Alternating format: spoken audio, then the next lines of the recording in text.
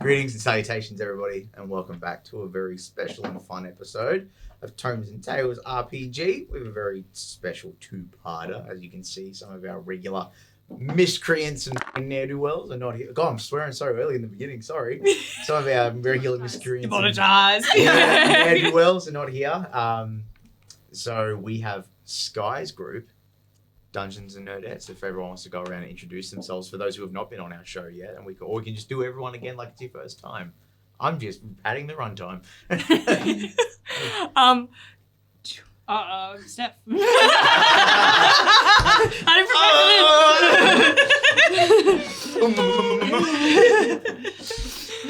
I didn't think about this. Who am I? I'm not a nobody. I'm a wiener. What is Shark tail. Oh, yeah. Dang. Car wash. Okay. Sorry, I got distracted. No, we have Steph, Bree. obviously. Sky. Mon. And Millie. Millie. There we go. Billy. With fear. So Sky, well, scarily. So Sky, for anyone watching, is the DM for Dungeons and Nerdettes, who are currently recording their episodes for their actual play podcast. All female group. In so long. Hey man, it takes time to create great. It does. It's okay. We get It was that. my fault. I'm sorry. Because someone had to go and get Someone married. has been having a relationship. How dare you have I'll happiness help you outside with of this it group? as It's alright, marriage is only temporary. But D&D is forever! Put it in, man. Oh god, you all disgust me. Yeah, this has been a wonderful introduction, but with that, I think we'll just jump straight into tonight's episode. Tales. Welcome to Tomes and Tales RPG.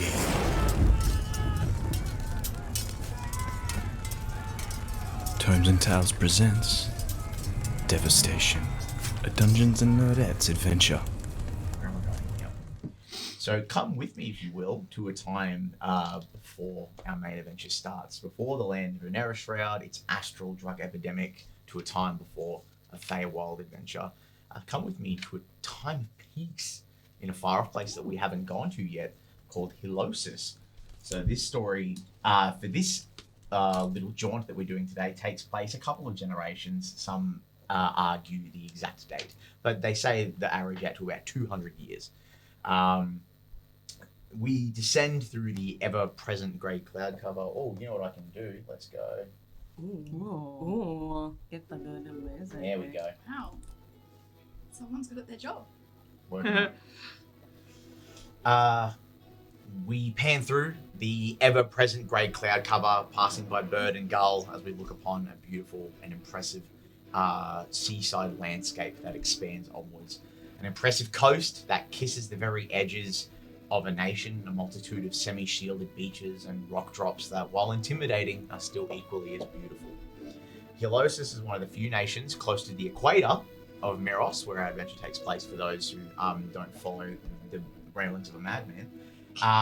It's one of the only few nations that's close to the equator, so much so that it actually gets warm weather seasonally, so naturally it's made for a great holiday destination for families looking to get a change of scenery. For that, this led to a booming yearly tourism market with festivals and holidays and being celebrated and welcome back returning travelers and newcomers, but rare still are the few instances of undiluted natural sunlight that come through, which is worth its weight in jewels here because of the landscape. And natural sun makes plants grow really good, apparently, if you didn't know that. Crazy, right? Mitochondria is the powerhouse of the cell. Now, due to the larger inclination of sunshine, again, the biome is rich with a mixture of trees and plants, while more tropical, definitely towards our coast. They make up the, once again, booming export of spices, cooking, outgoing materials, all that sort of stuff. But the landscape itself is beautiful. Mountainous regions, while quite prominent, are still equally as beautiful in comparison to everything else that surrounds it. Structures are built into the stonework with pockets of forests and grasslands and fields left untouched as to keep the natural beauty that was blessed upon this place by the gods themselves. And we fly through the sky, towards this first chapter of where our story takes place, and one large road that winds up a mountainous range that you can see has what was once long, teeming, rigid spikes of mountains have been cut away and turned into homes and homesteads and flat bases where they have again built smaller homesteads and places where people can live and work. And this path seemingly is endless. It just goes bang right up the center, and the rest of the city sprawls out almost like a cellular network for your veins and your arteries.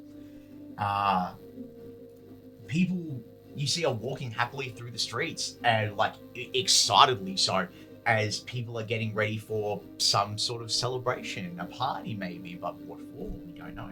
There are no local holidays scheduled at this point in time, so what could it possibly be? Indeed, our citizens are preparing because a public notice was put to the denizens that an emissary from the neighboring nation of Vassal was due to arrive this afternoon. Here in the city of Phalos, new history shall be made. King Aelia Hinterfin, a brash and firm king and the current ruler of Vassal, is sending his constituents to discuss trade deals and offerings of partnerships and export trade with the two nations, and the energy in the air is physically palpable. Agreements between nations have been happening since the literal foundational beginning of the world, but with the current ruler of Vassal, this King Elliot, being so stern and brash, those kind of talks were very limited to those really in his immediate council. So this is a truly incredible thing for a lot of people. It's like, you know, witnessing the turn of the century in our modern era, you know, like some people would never think they'd live to see it, and then when something crazy happens, they're like, oh, look how it happened, bro. It's crazy. It's crazy. We, again, you know, it's like this panning camera as we're flying through. You see flags and banners are hung from rooftops. Children are laughing and squealing in glee as they get given buckets of confetti to just hurl all over the streets. And like the local mages and like shamans and stuff, like they use like prestidigitation, like gusts, to like make them flow through the air. So the kids just get to go fucking rampant and just get to throw this confetti everywhere. And as we can continue to move through, you see in this age very early automata, like self-sufficient machines that are built to just help assist with the everyday running of the city. These like two large bipedal robots, like their like heads are little half domes like stuck into their chest, so they got no neck, so when they look at people, like their whole top turns, but they stay still, and they walk, and like kids run between their legs and they just don't care, and they lift this park bench up and then just slightly adjust it to the right so there's more space in the walkway. And no one bats an eye. It's just a regular occurrence, just seeing these like hulking dudes, and they sit there and they just wait for people to give them orders. They are there to serve the city, and they will help anyone with a request, and it is modest. Now, as we continue on, you'll see everything seems to be in order, and as again the camera is panning over the celebration, you hear this like huge groaning over the top. And one of the many skyships of the Helosian Sky Frigate Company docks themselves to one of the many peaks of the mountaintop that are on the north side of the city. So these huge iron brass frigates will float in with like light blue energies and crystals along the edge, and your watches like harpoons with like chains will link and then grab them, and the ship slowly docks itself and is then attached to the pinnacle of the mountain. Not 2 minutes away from the northern edge of the city. That is, of course, the Sky Pin, the one true mountain left in Holosis. The Sky Pin itself acts as a dock for all the many skyships that come in and out all over Miros, bringing trade and wealth to those that invest in them or own them. Some of these ships are privately owned. And as we watch, you know, we zoom in on this giant frigate getting anchored and pulled in. The camera pans through one of the many open doors of the establishment built at the top of the mountain where the Skypin operates, and the groaning of the skyship reverberates through the stone and iron halls as it anchors down. As in the main workshop of the Skypin docks, we meet our first spinning wheel of this great city. Stephanie, would you like to introduce your character? This great Stephanie. City. Would you like to? I drank a lot last night. Her name is Aelia. She is a drow, young in appearance. She's got, your dark skin. She's got the white hair, covered in grease. She's wearing white, dirty clothes. A regular goose monkey. White, dirty clothes. She's carrying like a tool belt around her middle. Big, massive sunnies on, and just always wearing a smile. Smash.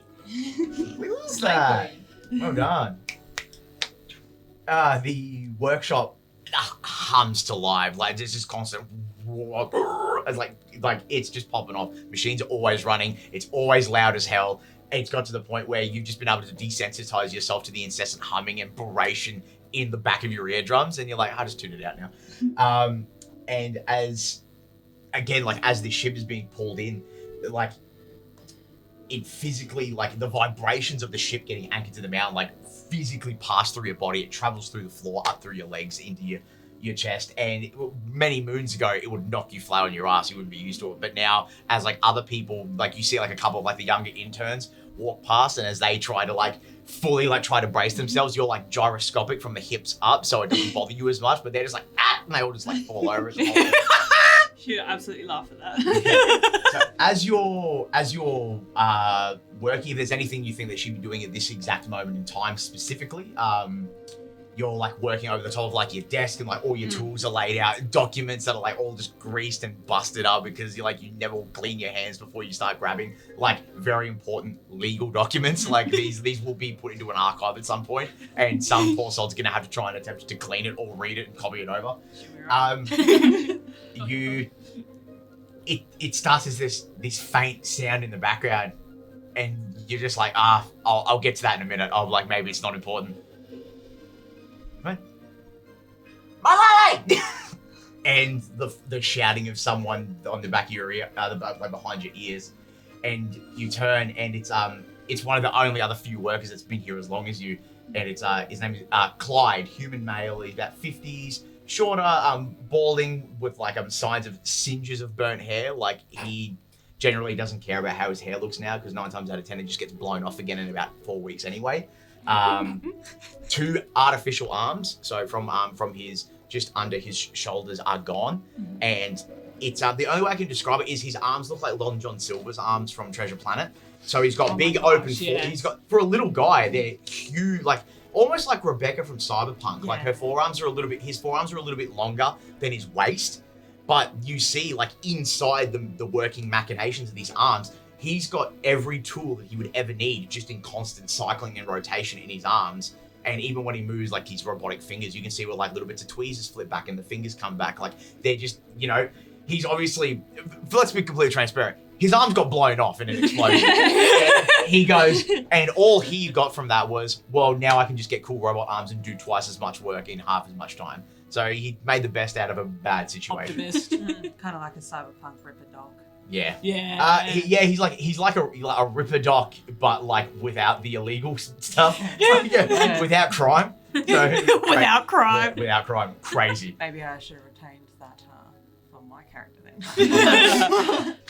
And he walks over to you as his arms and like click back in. My lady, you're still here. What should you not be getting ready to go down for the event? Big day. I am ready, mate. This'll do. Rolling it's check. First roll of the die. Hey! Natural 20 for the first one. Oh, 16. Hey! If you go to your top and you click on that, see those red, that's the colour, red squares, and then you click on your skills. Yes, ma'am. And Oh, you is can this scroll list? down Oh, I the see, side. I see, I see. And then you just add your proficiency, which is off to the right-hand side Oh. to your roll. Oh, math. Yeah, D&D Beyond's wild especially if you've used paper for so long. That's 23. 23.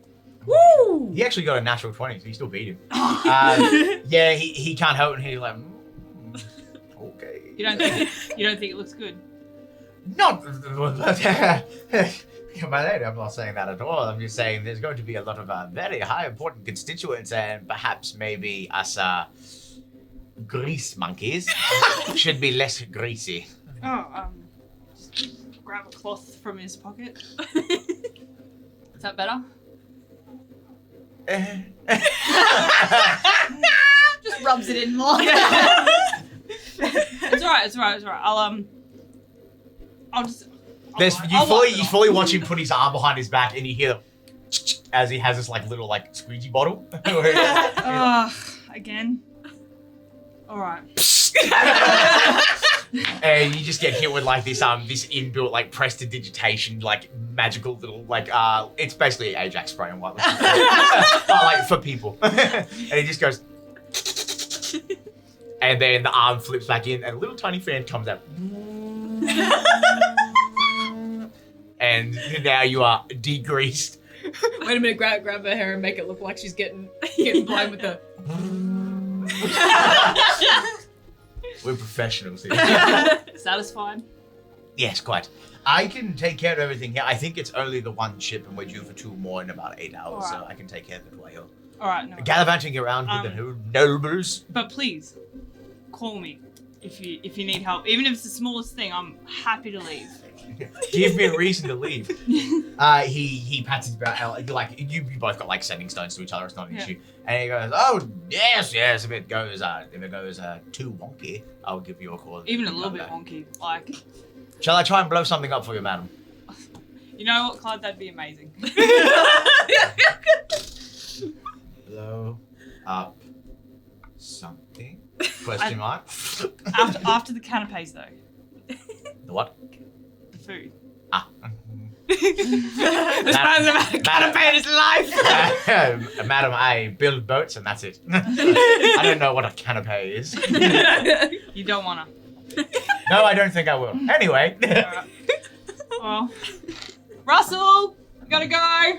From deep within the labyrinthine walls of the sky pin, you hear a mechanical as this anvil-wrought raptor, those metallic birds, flies in, and he's got like an impressive wingspan. It's like proper like a hawk, like huge wings. But when he goes to land on your shoulder, it's like you are able to optimize it so that when you're carrying him, he folds up his wings way small, like full Transformer spec. So when he's on your shoulder, he's just got his little legs and he's like smooth as, and he's got his head and his iron beak. But when he flies, he fucking flies, and it is a sight to behold. But you guys begin to move. It is a long walk. It takes like 30 minutes to walk from the top to the bottom because elevators are for suckers.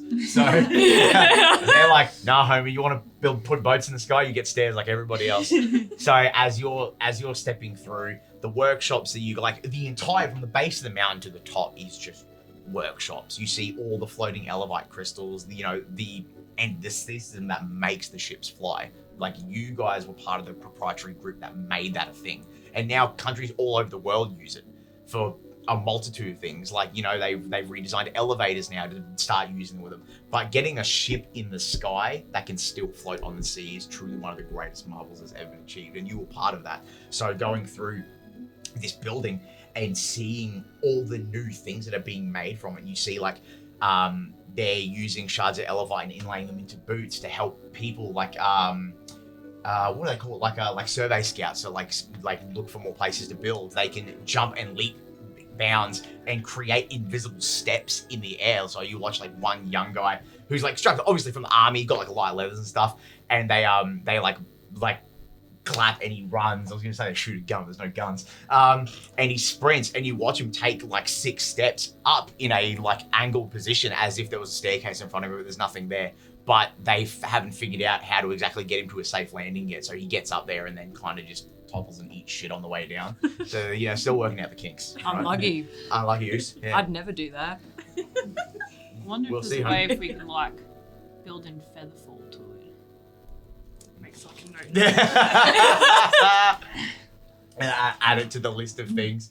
And you continue and exit into the bustling streets of the city as you go to just link up with other constituents of the city and important people for when the afternoon arrives. We move down the sloping walkways of the city proper from the sky pin as we see the bustle only getting more upbeat as we land out front of the Parliament building itself, where a squadron of soldiers stand at attention to their lieutenant. Millie, would you like to describe your character?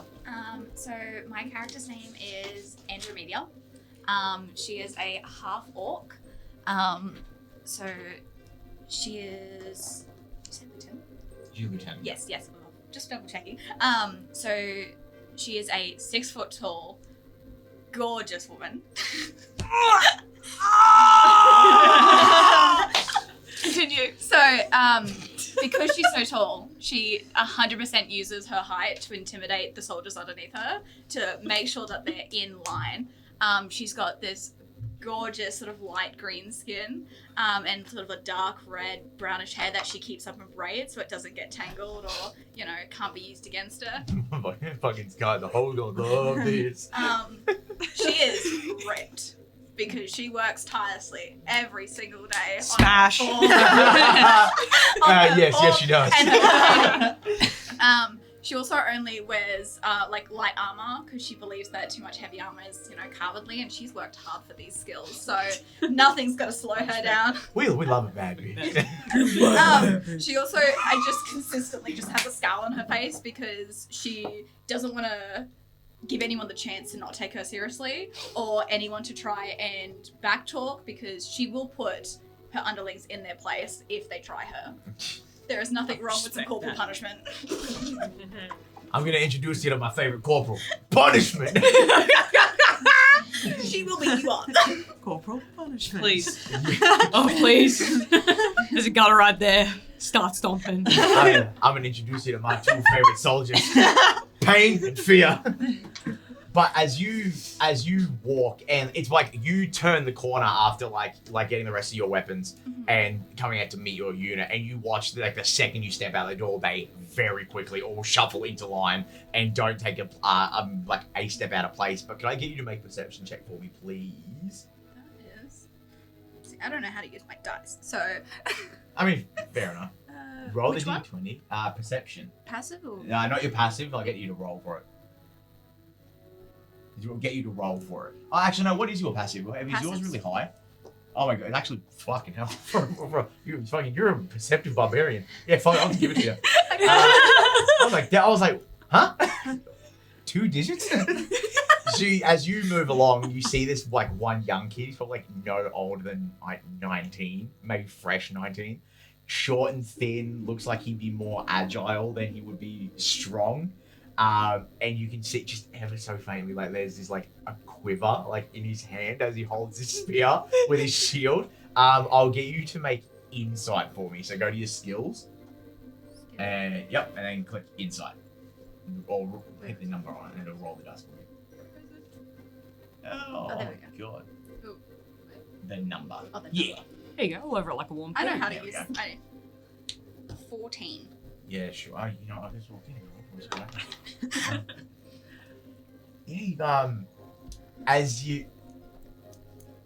It's very obvious he's very intimidated.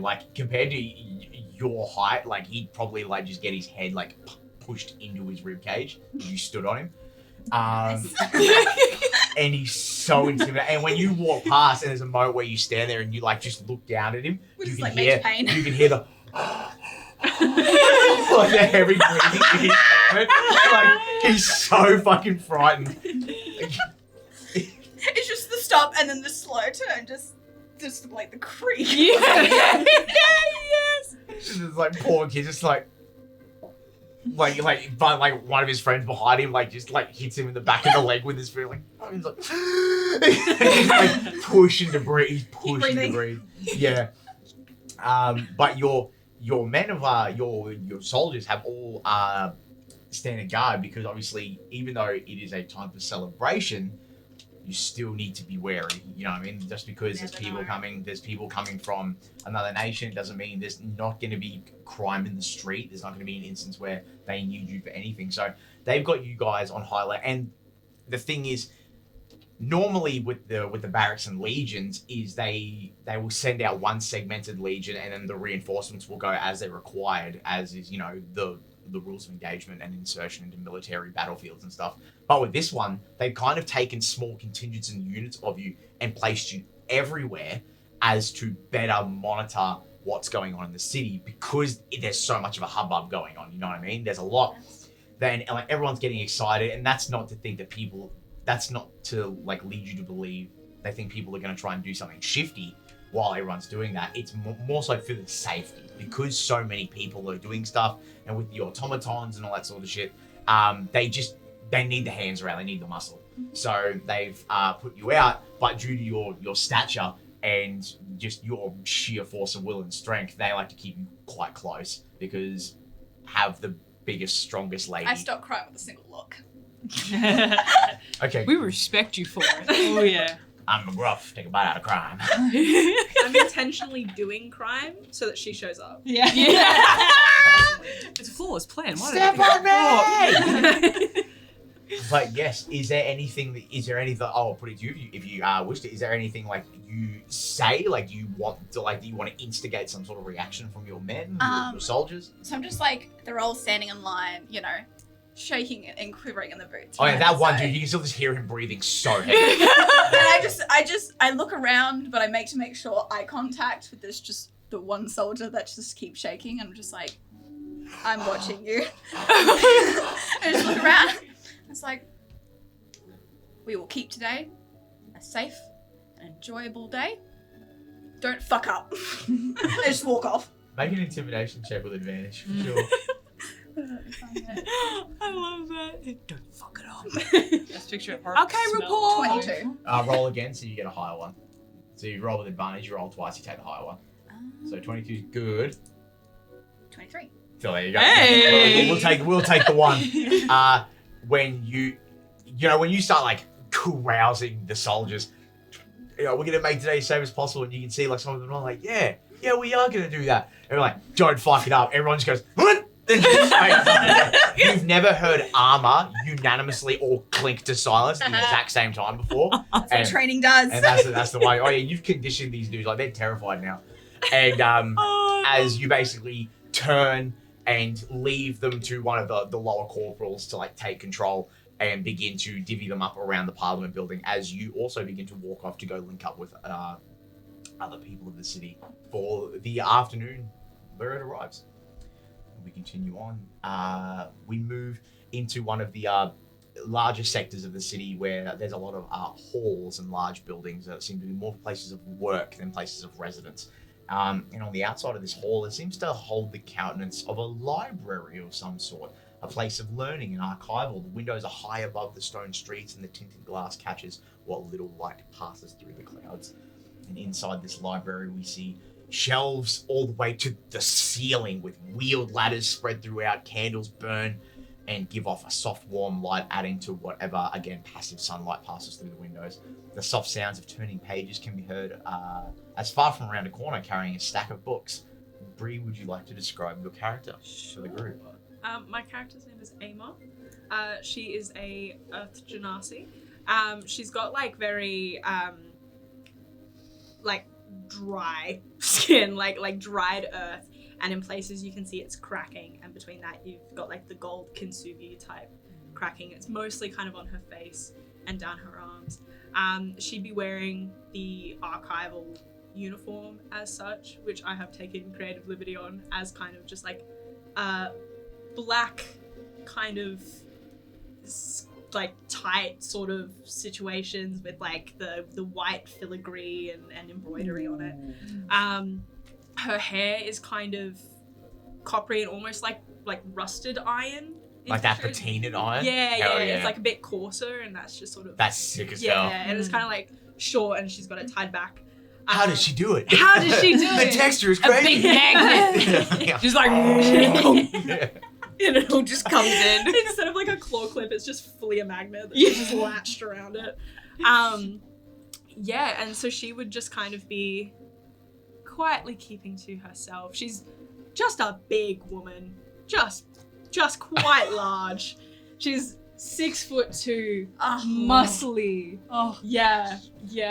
But wearing tight leathers. With an air of sadness about her. oh my god. Yeah, I know. Honey. I think we're gonna have to like can this. Just every time someone introduces their character, Women. I'm surrounded by fucking perverts. You are. You Yeah. absolutely are. It's trapped in the Women-loving room. You can't get out. And then this is your This choice. is feminism, my dude. Ally. Feminism. Anyways, yeah, so she's probably just quietly going about her job, For keeping sure. to herself. you move through this library with a countenance and grace that is, again, can be quite jarring of your stature and your station compared to those who don't really come in here that often. You've walked these halls many times in your life and career, and you move with like a stack of books and scrolls and you place them into a cart to go and re-archive them into a new area. And from across the halls, you hear stone steps as the stone floors betray. The only person you know to be in here at the time is your captain, who's Captain Bashan. Bashan, elven man, his face to be in his 40s by human standards. You know, he's got some lines, but very cut in the face, adorned in white robes, and he carries a thick tome on his belt. He's a primary caster, so he always has his spellbook on his hip. And he looks to you as, and I would say, you know, as you move through and try to like make yourself as little as possible, you try to like ignore him, and he kind of just stands there and just waits. Like, still hard at work, I see. Always. You can't spend your entire life in here hiding, you know. Watch me.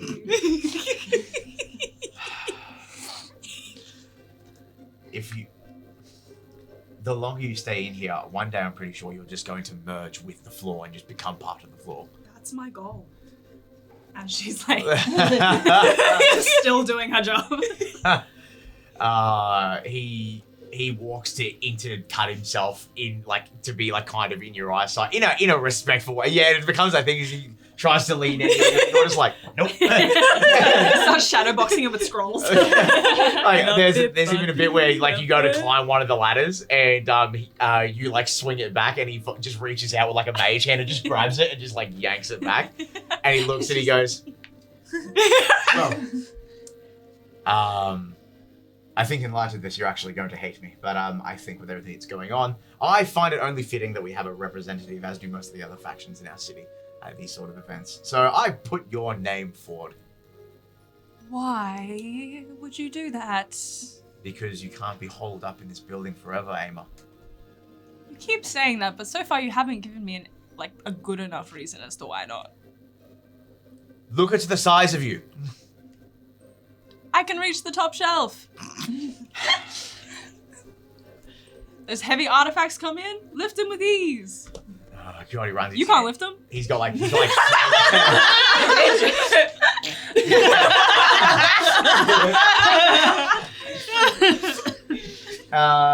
he runs his hand through like his silver hair and he goes, that's why I have this nifty little thing. And he taps his huge tome. That's so much extra effort when you could simply just have me doing that. Concept. In practice. Works. Oh yes, I'm sure it does. This isn't a request, it's an order. You need it. I'm sure some of the others will be there that you've crossed paths with, so you won't be so lonely. Do I have to be there the whole time? Can you at least try to make it to the dinner at least and carouse a bit with them, and then you can disappear into the night as you all want to do? Guess I can't say no. No, you can't. Thank you. And then he begins to walk off, his steps fading into the background. She of continues the library. filing until she's sort of like has to go, but she's just like a lot angrier about it. Files aggressively. Yeah. It's like, you know, when you're doing paperwork and you're just so mad about it, and you're just like, Oh yeah, like 8 sheets beneath what you're signing has your signature on it now. Just like, Filing intensifies. Hell yeah. she's like going through trying to clean off the fucking grease all over these documents. Very like meticulous work. And she's like, shit, fuck, shit. Might be, bro. Hell yeah, we love that. You basically push it as far back as you can before you have to leave, which is where you begin to see the sun like setting into the afternoon. You're like, oh, man, I should probably fucking go. And then you get up and you leave into the streets as we continue onwards. Our view pulls out from this archival space as we move past a unit of soldiers marching through the streets. We hear the laughing of children that run betwixt, the soldiers' shields and spears, and some of them that are short enough, they duck in between the legs. Because, there's like Goliaths and some fearbolgs and stuff that join the military, and they're quite tall, and the kids love to run in between their feet. It's like a normal thing. And, they all laugh, and the soldiers laugh it off.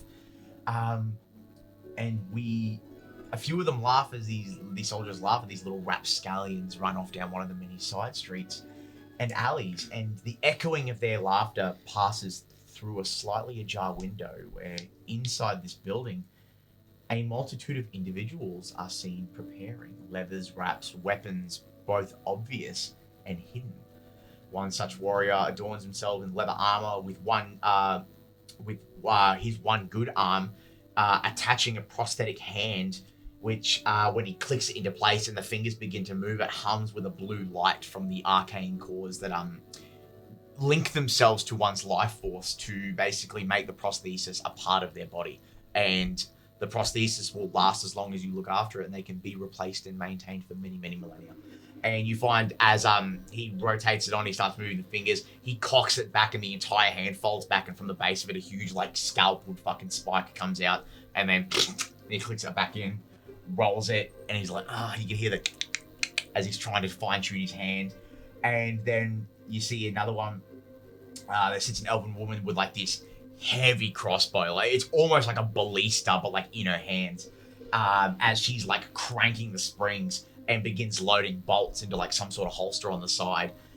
And that's all it's heard in this building, the creaking of the wood, the machinations of these devices of warfare and stealth.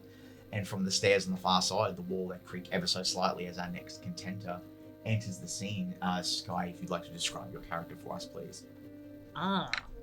Yes. My character.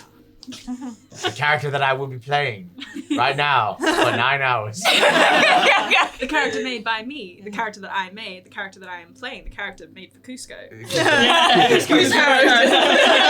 Oh, yeah. The character of Cusco. Cusco's poison. Yes, I'm poison. My character's name is Eleanor. I know nobody else said a last name, but I gave my last name, so it's Scorn Valley. She is a wood elf. She is, actually, let me just pull up what she actually, okay, here we go. She's got quite an olive complexion. She's got piercing golden eyes. She has a long, loose braid that goes down the back. It's kind of like this burgundy red color, and she's got some loose strands that fall into her face, and she has a collection of scars everywhere. She's been through it. She looks sprightly, relatively young, but the way she carries herself, you can tell that she's old. She's quite older. She is sort of wearing these brownish, orangey, red garbs, very muted though, doesn't really want to stand out, but still represent her colours of where she came from, hence her surname.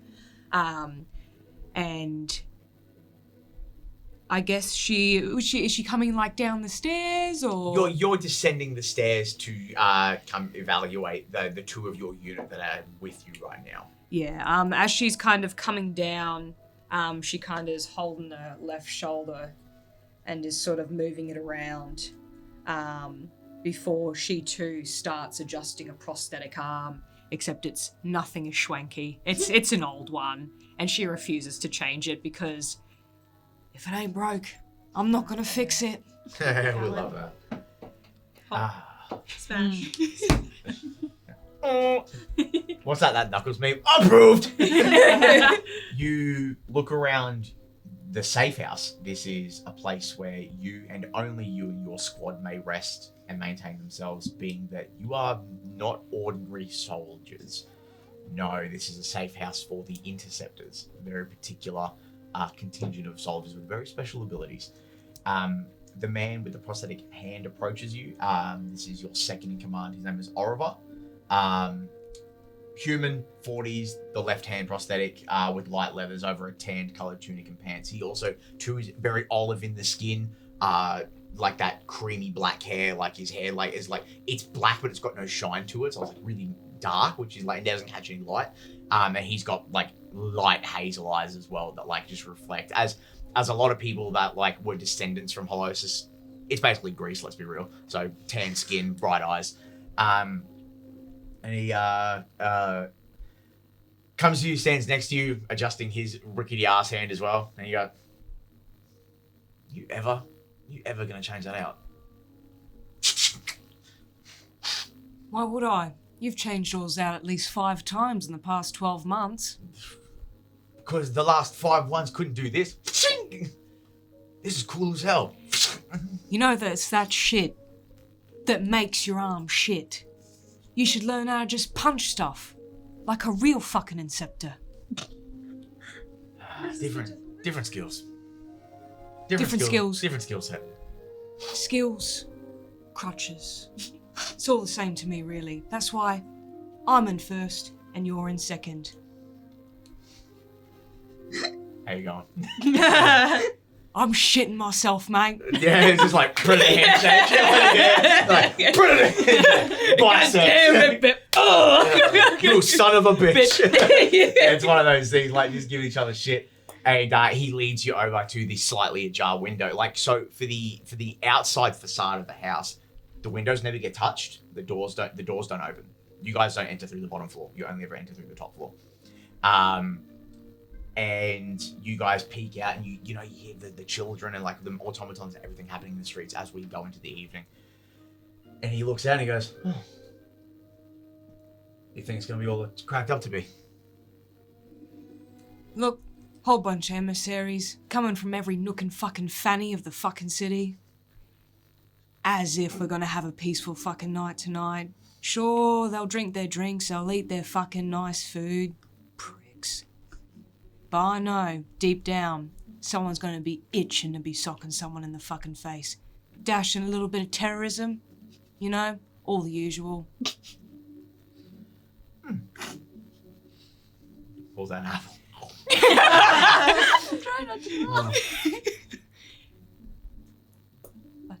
She just leans over and like, just like envelops the apple and disappears. She swallows it whole because she's not a bitch. He laughs and he goes, yeah, apparently this Interfit's a bit of a prick, this fucking king, so hopefully the people that he sends are less pricky. Oh, they're all gonna be fucking pricks, let's be real.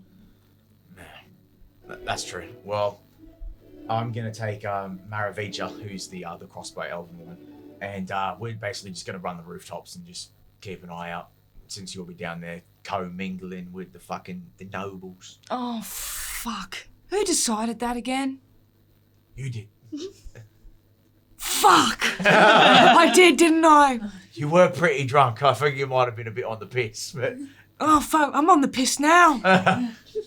Fair. I don't blame you. But he looks out and then, peeking out the window and hears the carouse and he goes, we'll leave on your word. And you guys sit and await in the safe house. Is there anything else you want to add to it before we continue on? She's probably just gonna sit down, enjoy her apple, Yeah, just sit and enjoy her bourbon. Yeah, easy. Terrorism, the usual. Yeah. Really set me. Yeah, sprinkled it in. Double. Oh, this is your first time here. Word. Yeah, okay. So we move now. I think I can. I'm just saying, like you're talking. I'm like, this sounds like The Gentleman. Like that's the scene. I love that. Any Guy Ritchie film. We move now from within the city proper to the edges of Phalos. Now, as beautiful city as it is, sometimes the eye of the law is not always ever present. We move into one of the smaller neighborhoods, just perhaps by a fraction outside the purview of local law enforcement. And now, a now abandoned building, but still standing nonetheless, the windows bordered by wooden planks, some sealed in by stone and mortar. We move inside. The only natural light that enters through is via a makeshift skylight in the ceiling, the glow cutting through the clouds into the gap of this here roof. Whatever other light is cast only by candles and a handful of torches, as we see a multitude of folks here, which is, for lack of a better term, here in a makeshift doctor's office. Small busted bunks made of old crates, steel that's been bent into shape with like stuffed sacks laid across them to make beds for people that need them. As we see on one of these beds, there is a tabaxi mother with a small child as someone tends to the child. Monica, if you'd like to describe your character. So my character's name is Morana, and she is Eladrin elf. She is a winter of the sort, so her skin color is icy white. So very pale. She's got sort of like, I'd like to say a silvery grey type hair color. And she's got it in a messy bun at the moment while she works, and she has a black button-up top that's folded at the elbows and pushed up, and from that top she has black high-waisted pants tucked in with an apron over the top with a couple of like doctor's tools and stuff like that, and kind of like, I wouldn't call it a stethoscope in this sort of realm, but something similar. Yes, we call it the hearing hose. Yeah. The hearing hose. something similar around her neck, as well, as she tends to this child. As you, maybe no older than like 3, 4, like a baby, and the mother looks to you with like very pleading but thankful eyes, and she goes, "Oh, thank you so much, Morana. I could never have afforded any real care on my wage." That's okay, it's okay. That's why I built this place. The concept for Morana being someone that, for all intents and purposes, is basically just a field doctor, but operating illegally outside the purview of the law. People come to you when they simply cannot afford the money to go to real apothecaries or real doctors, real GPs, all that sort of stuff. And it's I think maybe for Morana, you see both sides of that coin, like the contrast between how great a city it really is, but sometimes how neglected people or that are a little bit less off can be, especially people that move from other countries to come here that have to start from scratch, and it makes it a bit hard. And as you finish bandaging up this poor young dude's hand, his little baby, he's like his hand up to his elbow, where he's just he had like really bad gashes up his arm from taking a nasty fucking tumble. You feel, as you're like basically going to a wash basin, like wash your hands and like dump your tools in before you put on the rest of your normal garments. You feel a tug on your sleeve. A young Triton boy, like Fishkin, no older than 13. You know him. His name's Arthur. He's your little messenger dude, because he runs around and sneaks around and gets you info. And you go, "Oh, my lady, the emissaries are due to arrive this evening. Shall you be leaving to have a look?" And he gives you a little paper, like just a little bit of notice that he's stolen from one of the fucking guards, being like, "Oh, yeah, we're expecting them about this time." Oh, thank you, my dear. And then she'll flick him a copper piece. Yeah, boy.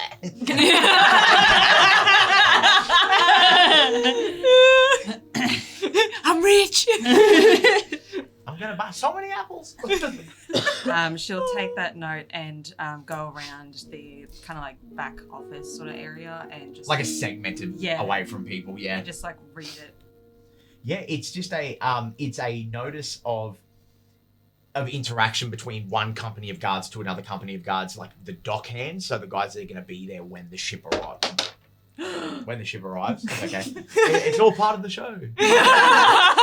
City, it's falling apart. So what they're going, hey, with how things are currently going and with communication we've had with a spellcaster on the ship, they're going to be arriving between X and X. Constituents of a multitude of parties are going to be there as to like be as invitational as possible, and you see a smattering of names that between Amar of the Archive, Aelia from the Skypin, the Lieutenant Andromedia. How do you say it? Sorry, is it Andromeda? Yes. Yeah, Andromeda. They're all going to be there. Obviously, your name's not on it for good reason, so you would know that. But Yeah, a lot of people that you have crossed paths with and know are there. And I think they're expecting a constituent of maybe like, but the actual emissary, his small council, and like 30 hands and stuff that are going to be with him as part of the crew of the ship. But you find as you're reading over the note, like little Arthur like kind of sticks his head around the edge a little bit and goes, "I can lock up and look after you if you want to go."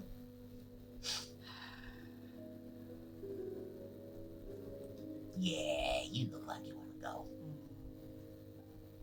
I mean, it's fun, isn't it? Don't you think?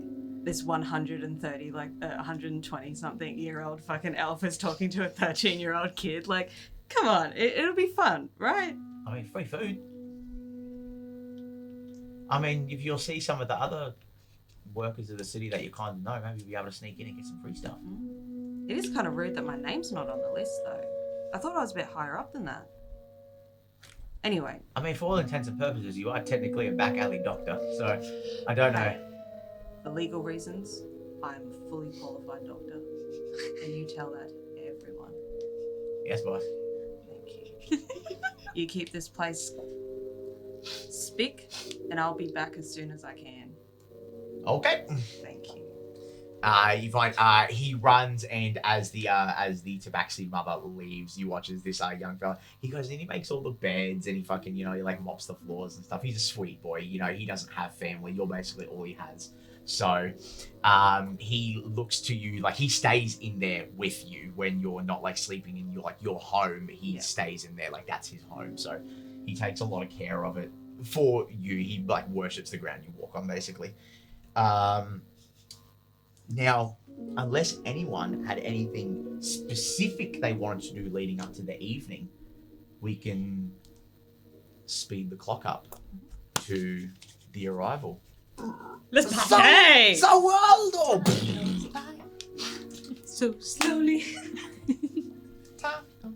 God damn it.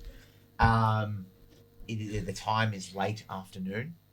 I can go back to changing. That was a loud Yes. swallow I did. It was a very intrusive swallow. Should have done it more into the microphone. Like just filled every crevice of my throat on the way down. Ooh. And I was like, Oh god, I forgot to get my water bottle out of the fridge. Do you want me to go grab it? Can you please? My For a common piece! for a copper! Loose! Spare change! I only take gold in Spare this change! Well, we have a moment. So the time is the late afternoon. The sun is truly settled beyond the horizon, and the glow of the moons begin their approach. The blue and the orange blending on the farthest horizon over the sea on the coast. Nice, good save. The Vassalian emissaries arrived by sea to the southern docks and caravanned their way are to be caravanned from the docks into the streets, and then from the streets, those who are seeing, the caravan has been unperturbed for the journey. It seemingly, there's been no stop. Thank you so much. So when the ship arrives, the caravan gets rolled off. And like those who are, because you guys are immediately there right now, you're basically getting at the edge of the city when this caravan's meant to enter the city streets and the celebration is meant to start. Normally when people come to visit, there's stopping, there's like sightseeing, like normally like caravans and constituents from other like lords and ladies and noble houses will stop and marvel. This caravan does nothing of that, none of the sorts. It moves concisely and quickly, because from the docks to the city edge is probably about 20-30 minutes, like on a brisk pace.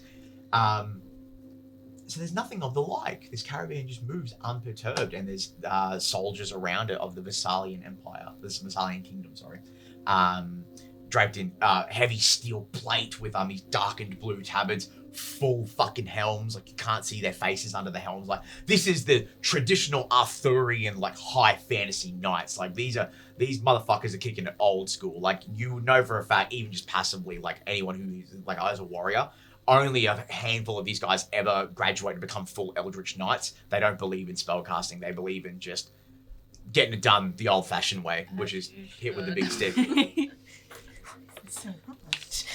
fucking open. Okay. It's not opening. Oh, don't you dare. Ah. Miss, look after Thank your you, Mama, teeth. thank you. Excuse me. I know, I'm sorry. Her chompers are perfect. That's why she's trying to protect them. so I'm sorry I had to put that mug on. you're all good. It's not the first time, mate. That's true. Between the entrance of the city of the Parliament building, so that, like, you know, because that's what the walk of this guy is going to be. He's going to enter the bottom southern half of the city and then walk up towards the Parliament building, which again, the entire city only flows north and south with the side streets breaking off. Yep. So, as we bring everyone together, linking up, again with many high roofs and buildings, and this long street. Does anyone have a preference about where they want to be, where they want to be interacting with this party as these emissaries arrive into the city before the celebration starts? I put it to you. I want to start off by saying I'm fucking Batman. Roll stealth check. Shit. I just meant I wanted to be high up on a gargoyle looking menacing with a cape flapping behind me and me going, vengeance. If you want to be seen but just be menacing as hell, I'll allow it. You don't have to stealth for it. No, I'm still going to try and stealth for it. Look, it's half decent. Let's give it a crack. I'll give it to you with advantage too. You're an interceptor. You know that makes sense. You've got this, Travis. I believe in You got this, Travis. Travis! Marisha! It's only a 14, Chief. No, that's okay. With a 14, because Eleanor's, she's barefoot monk, right? Like, she doesn't wear, boots or anything like that. Oh, yeah. So when you run, there's no sound. It's silent. Just so faintly. And, anyone who would see it would just see her sprinting along the edges of this building. And you, the sound of a frog running. The Havanas. It's just like. You leap across a gap. Easy gap, you've done it many times. But on this one particular instance, you slip for a second and a little bit of the stone flings out, and then you grab the gargle and hold on. You're like, not bad. Still got it. But you are posted up, looking about 80 feet away, staring down at the group as you basically just sit there and wait as this caravan arrives. Where would everyone else like to be?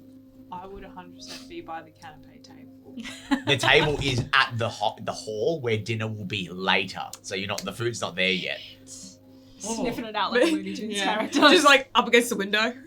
I can taste it through the glass. With no food available, should probably be. Is it like a crowd or? There is a crowd of people, but those of import are allowed to come to the front, whereas the regular denizens are kind of kept to the back by the soldiers and the guards. Okay. Should be the back of the front. The back of the front. The You're back. behind the first line of people. Yes. Yeah, I got you. Probably looking around, real curious, and every time an idea strikes us, she'll have a notebook out. Efficiency. We love that. You see, Russell, because Russell, for all intents and purposes, is an automaton. But he has a semblance of sentience. He's one of the earlier models that you kind of have the opportunity to help them develop, for all intents and purposes, an arcane positronic brain. And he builds his own neural networks about how to be more efficient as a flyer, a hunter. When you ask him to do things, how well can he understand your directive? And it's that. So even he, with his little, but sometimes you also forget that he's not a real bird. So you watch him just go, as his full head does a 360 and scans everyone's faces. You watch this one kid face just go fucking white because he thought he just saw The Exorcist on a bird. and he bright yellow eyes. And this kid fully starts crying. Oh no. It's alright, mate. It's alright. It's friendly, his name's Russell. He's mortified. Russell, stop scaring the kids. I just got the reference, Russell Crowe. Actually, never thought of that. Okay. That's great though. His feathers rustle in the breeze. Russell Crowe, shut the That's fucking hilarious. Just an automaton arm that shoots out of him. Oh, don't drop me right now. You invited us. I did this. As a fact. Where would everyone else like to be? I Oh, sorry, you go first. No, you go first. Oh, no, you have to kiss. Oh damn! I'm so sorry. It's just a reaction after this cunt. Andromedia is basically because of her position, she's sort of more like the wallflower. So she's sort of standing up against the thing. She's about like halfway, so she can keep an eye on everyone that's past the soldiers, but then she can keep an eye on everyone else. Yeah, for sure. And she's got her axe with her. Oh, you have just to. in case. You have but to. because massive gorgeous woman with a massive axe, there's just like a half semicircle, just massive distance where everyone is just avoiding coming anywhere near her. I love that. Oh yeah. You're my bitch. Anyone even looks at coming close, she just stares. She's just like, you wanna? Can you make a perception check for me? So as you're standing there and you're doing the Terminator thing where like your eyes begin to move and your head just scans over. 24. Hell yeah. You see these like At 20. these two nice. You see these two young blokes, like 20, 21. Obviously a few brewskis in to the evening, and they walk past and they stumble, and one of them like stumbles in front of you and then gets up and looks, and like you're looking somewhere else, but like he's looking at you, and he goes, "Holy fuck, that one's got fucking 12 abs, son. Jesus." And then that like gets your attention, you like cock your head back, and this fucking drunk dude like stumbles to get up. He's terrified, and he's just like, "Time to go." And he does the Scooby-Doo thing where they wind up before they run. He's trying to find purchase on the stone, but the stone's slippery, so he's not getting anywhere. So he's like, yeah, no traction, literally. But yeah, large gap around you where people, and like with the small contingent of soldiers Don't you've got. mess with me. Yeah, people are like, I love it. stay away from her. What about you, Morana? I feel like she would probably be closer to the like front, Mhm. and kind of blending in with everyone. Just no one will notice her unless she announces that she's there, sort of thing. So just kind of watching over everything, seeing how like she can find her way to basically just Yeah, for sure. weasel in. Like you're able to like pull your cloak over like your bits of armor and stuff, and like you just blend in. This is like literally your job. It's how you get around. Yeah. You know what I mean? And you're able to find, you just fully intercept and just slip yourself in. And like there are a few denizens that know you, but they know in public not to acknowledge that they know you. So you continue onwards and you wait. What about Amo? Because you would have arrived last because you pushed it so far. Pushed it so far. I feel like similarly to Andromeda, but like not as, hopefully not as like noticeably. She's also wallflowering it a bit, but with the intention of like not being acknowledged. Like, even in a I'm going to avoid you way, just in a like, please don't notice that I'm here. I don't want to be here. You don't want me to be here. It's like notice me so that you don't mess up. It's like Yeah. don't know them. Just please Don't acknowledge Don't me. perceive me. So probably like as far back as she could possibly be while still hitting the brief of the job she was given to be here. Yeah, for sure. It's like if you're gonna force me to do this job, I'm gonna do it at the utmost minimal standard. Malicious compliance. Yeah. That's the entire Just so vibe. I can get I can fucking cross the T, dot the I, sign my name away, and that's it. Do it all again. Hopefully never. Absolutely.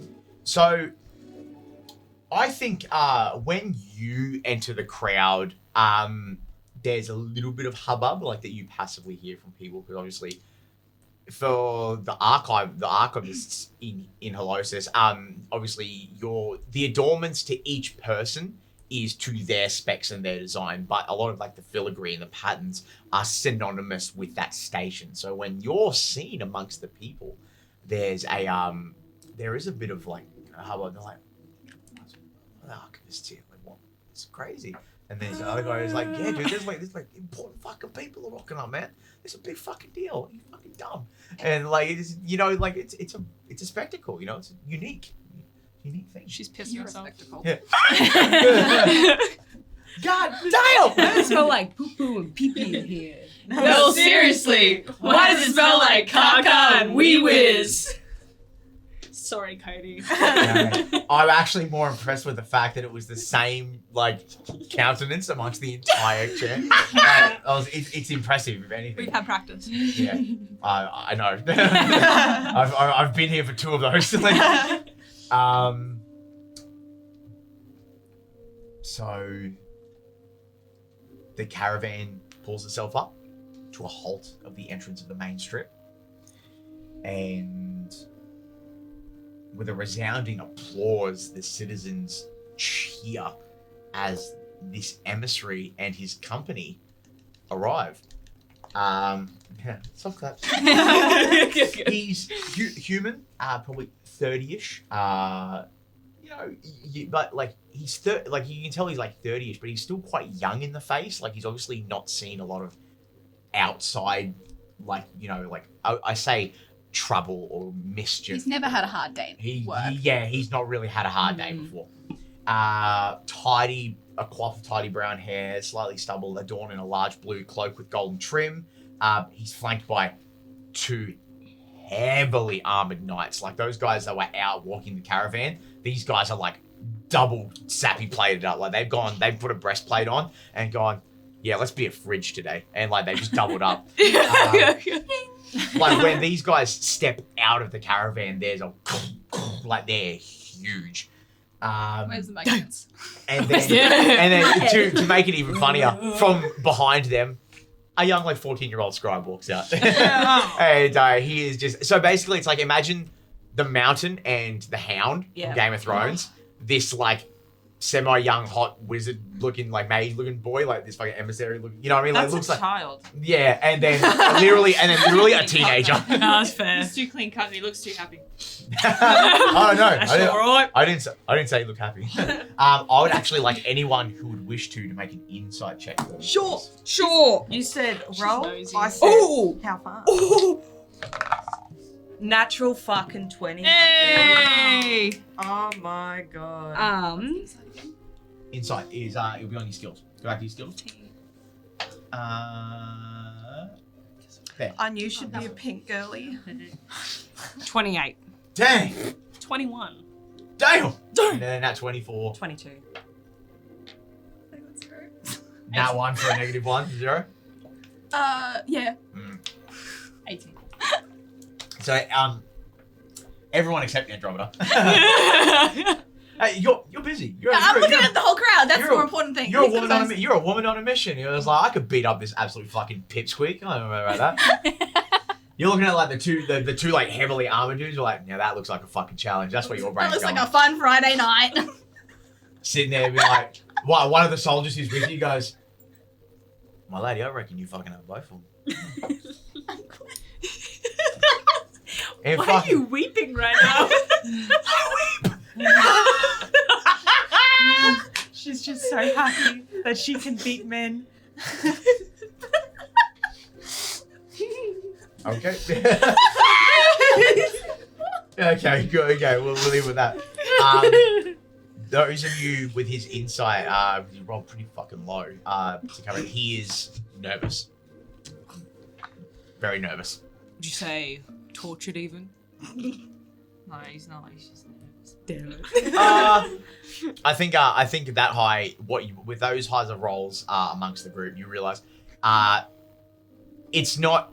There's nervous because you're doing something new, and then there's nervous when you know that there's something big riding on his fucking shoulders, and that's what it is. The weight of the world is heavy. Something heavy big is riding on his shoulders. We see Andromeda on his shoulders as he goes through the crowd. His knees shake with every step. Keep moving, lug. Heavy is the head that wears the orc woman.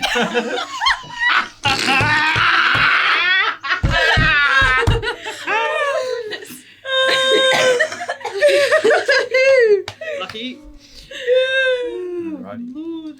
And you also see the rest of the caravan train seems to be servants, workers, individuals that have come off the ship.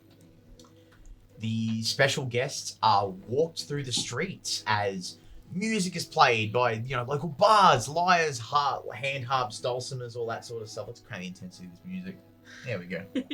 You can adjust how insane the music is on the fly. With the app. It bangs, bro. Pocket Bard, you guys rule. Let's go. And children are they're screaming with excitement. The citizens are so genuinely excited for this, like this welcoming of a new age of prosperity, literally in their backyard. You see the local hedge mages are like shooting out prestidigitation and gusts, and they're blowing up all the confetti. And you know, it's like it's going up and then it's coming down, and they're doing it again, like it just completely circles through. You know what I mean? Like this is a big deal, and they wanted to let them know that the nation wanted to let these guys know it's like we welcome you as part of our fold. You know, like really trying to set the standard for what it was going to be. Would anyone on the ground level be walking in countenance with that party to like try and maintain that contact? Were those emissaries, or would you be trailing behind? She'd probably be trailing behind a little bit, but like because she didn't pay too much attention when they told her like what she was doing today, she'd just be like, "Oh, I think we're all going," and then like just sort of like following with the crowd. Anybody else? What? Actually, you're high up, so what would you be doing? Would you be like following them with like? Yeah, deep following them interest? along the rooftop. For sure. Because I'm assuming that once it gets into the hall, she will have her own way in that's been provided for her, I would assume. Yes, you would actually recall that basically once the emissary and his immediate council, which at this point only seems to be the scribe and the two knights, once they enter the parliament building to speak to the officials, all those people of import are ushered to a dining hall to enjoy festivities and foods until the rest of them join the group. Yeah. So I would like, what about Amar and Morana? I'd And be full on Andromeda. just blending in with everyone. Like if people start moving, she's moving with them. Would you try to maintain close proximity to the VIPs, or would you kind of just be moving with the flow? VIPs, 100%. What about you, Anne? Again, malicious compliance. She's like, What a band name. We are Malicious Compliance from Oklahoma. fuck my mom! I'm washing! We had to be here. So yeah, no, she's just like she's trailing, kicking rocks. Like, Okay. Yeah. But she's following along. She's going. She's not happy about it. Andromeda is sort of right behind like VIPs, like sort of close enough to, if something went wrong, can intercede, but still staying far enough that she's not putting them off with how close she is, and just keeping an eye out on general what's happening around, see if anyone gets too close. I'm going to farm rolls out to two people specifically. I think it's going to be you because you're in the air and you're watching from the bottom, and you because you're the closest. I would like you both to roll perception checks with advantage for me due to the noise and the kerfuffle of the celebration. Oh! That is a natural 20 coming to a total of 30. Suck my willy. That Ryan. is a 18 coming to a 30 as well. Holy shit. Damn. Level 13. You notice as a gust flies past and blows up more confetti. It kicks up his heavy cloak. You know, he was wearing that heavy like purple cloak, and it like blows it up. And you catch sight of some like unique garb. His clothes are befitting of like a noble, a politician, very clean, very pressed, tidy, light filigree. His belt is extravagant, a heavy set leather piece inlaid with beautiful purple gems, and with his pouches and a scroll tied firmly to his belt. Now, That scroll. I'm gonna. This one, this next roll does not count for you because you can see it, but you're too far away for him to see you. I need you to roll a deception check for me, please. God, work is absolutely So that is a dirty 20. Let me just. Oh my god, what is perception? Is wisdom. Fuck me. Yeah. He. You find as the wind blows up, you you're looking, and as he begins to turn to like pull his cloak down hastily, you quickly duck in behind somebody, and he doesn't notice that you were one of the only few people that directly saw what happened.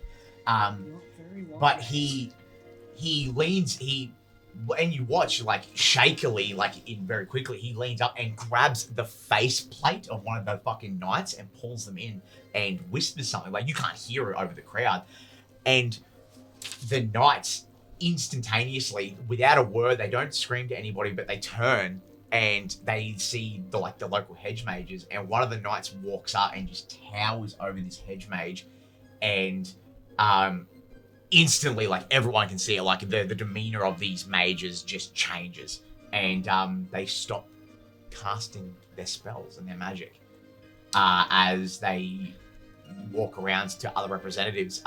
He's requested that they don't do that for the rest of his journey to the Parliament building. He doesn't like it. You What a little bitch. Do the roar. Do the I love you, Daddy. I love you, Daddy. You should hold his skirts down.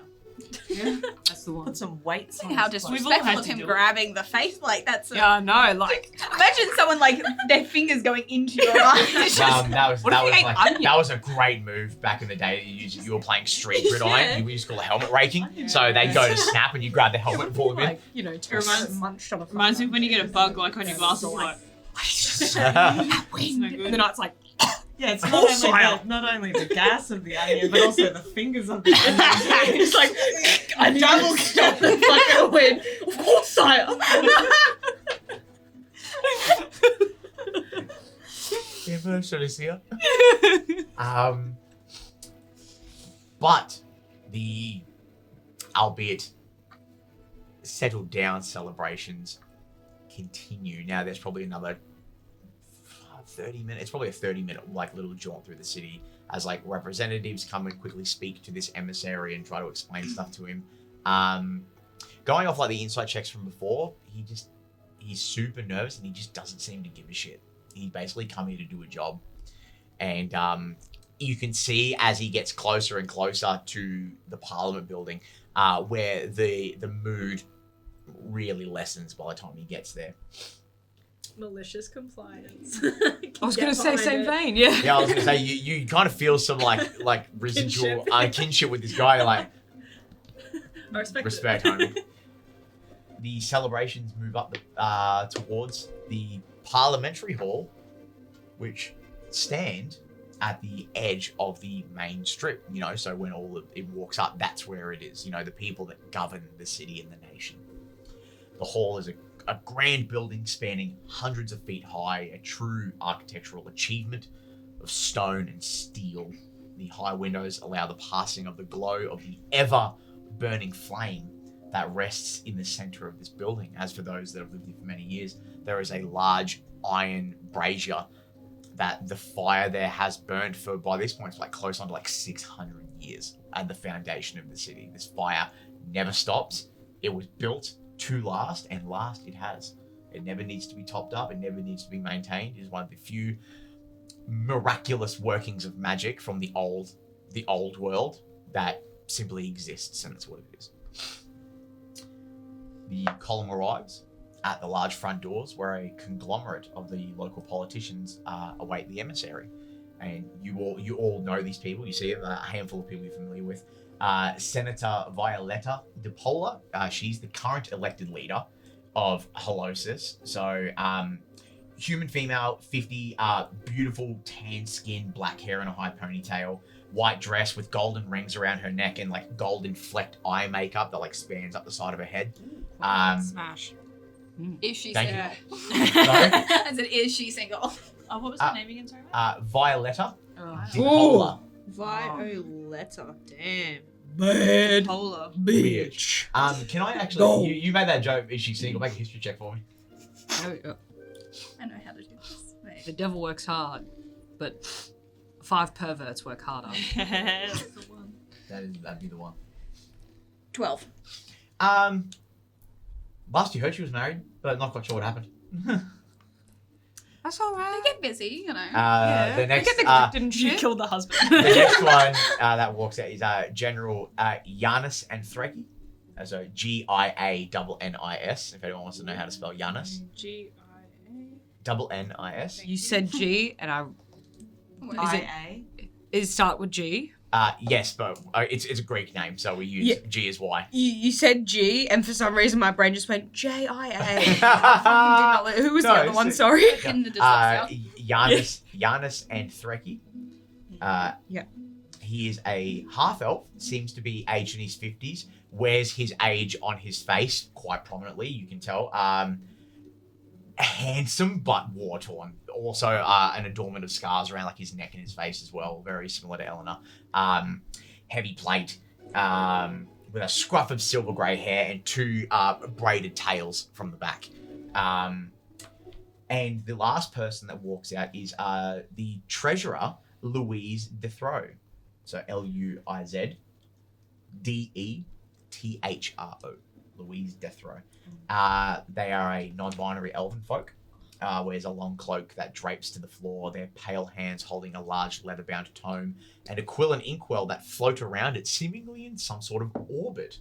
Like, so the book itself just floats, while their hands are like out in like a welcoming pose, and the inkwell and thing are just like just waiting to be told to do stuff. Fancy. These important constabularies all smile as this celebration of progress now arrives to the front doors of this most precious of buildings. Senator DePola walks up first, and you guys can all hear her. She says, "Welcome, my lord. We are truly honored by your presence, and we hope that your trip was safe and calm." And he simply just smiles and nods. Insight checks, please. Sailor. Actually, he's not even going to roll for it. Not very good. Only a 16 sheet. 24. Actually, 2. That 23. Was back this time. That was only an 8. What is going on with your I am insight? not insightful. I have great perception, but not insightful. Your character's like, my wisdom for today is wipe after you poo. I'm having an idea! God, he is, those of you who rolled over a 14, he is stressed way more than someone should be. I fucking said it. It's terrorism, boys. That's why he's so fucking nervous. Who are you talking to? The gargoyle? Yeah. All I'm saying is this fucking wanker. It's got like an arm around its neck with like a flash. Like, see that? It's like the Hunchback of Notre Dame. What are you doing? Yeah. I bet. Mark my words, Donnie. Donnie boy, he's a fucking terrorist. Can you roll a charisma saving throw for me? A charisma Ooh. Yeah, go on. Do it. You got it. You got it. It's a 12. Yeah, just a faint voice from the background of your brain that's very animated from the bourbons that you had beforehand. You hear Donnie the Gargoyle respond, yeah, look, I don't trust him. Yeah, you're right. Should I go suss him out? Should I go closer? Silence. No, you're right. I'll stay here. Good call. Don't get ahead of myself, mate. Oh, God. Oh my god. Who got insanely high? 24. 23. Yep. Yep. Okay, I had to do some math. You guys succeeded well beyond 5. You see him fidgeting a lot. Nervous tick, fidgeting with his belt under his coat, maybe it seems, but definitely showing very obvious signs to those that are trained that he's extremely nervous. The Parliament officials wave him indoors as General Giannis turns back to address all those in company and catches eyes probably with, I would say, would you, you specifically, Eleanor, would you think that you probably have a decent working relationship with the General to the point where he would know that that's where you would be instead of being on the floor? Because he's the one that invited you. That's your thing. I'm pretty sure we have a pretty decent relationship. I believe that's the thing. Like, you and him have a really good working relationship, I think, like as part of the notes. I'm pretty sure he's the one who... Oh, no. Or are we talking about the guy that you inherited the control of the interceptors from? Yes, but still a decent relationship. Did I was the gonna general say, have a good relationship with General Captain? Giannis definitely, he gives you guys the intel about when you got to do stuff. He is the general of the military. That is his job. So he's like the commander-in-chief, basically. Yeah, I dare say, yeah. So there's a moment where he looks up for about a split second and sees you there and realizes that you're listening. So he announces loud enough that everyone here and collected can hear. Project the voice. Yes. Well done. This night's only just about to begin, so stay close. Celebrations and dinner will be had as the evening gets later. But if you want to move towards the hall, there is finger foods and beverages for you all to have. You can relax for a little bit. And we'll let you know when it's ready. And he gives a nod to everybody, and the doors are pulled shut, which leaves you all standing there in the evening with the twilight overhead. And I think it's where we'll take a break. We'll take our first break because we're already an hour and 25 in, then we can go into the second part when we come back. So we'll see you guys in a minute.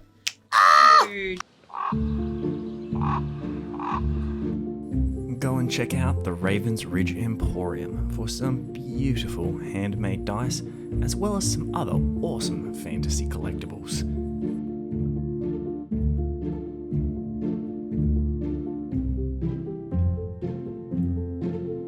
The Ravens Ridge Emporium.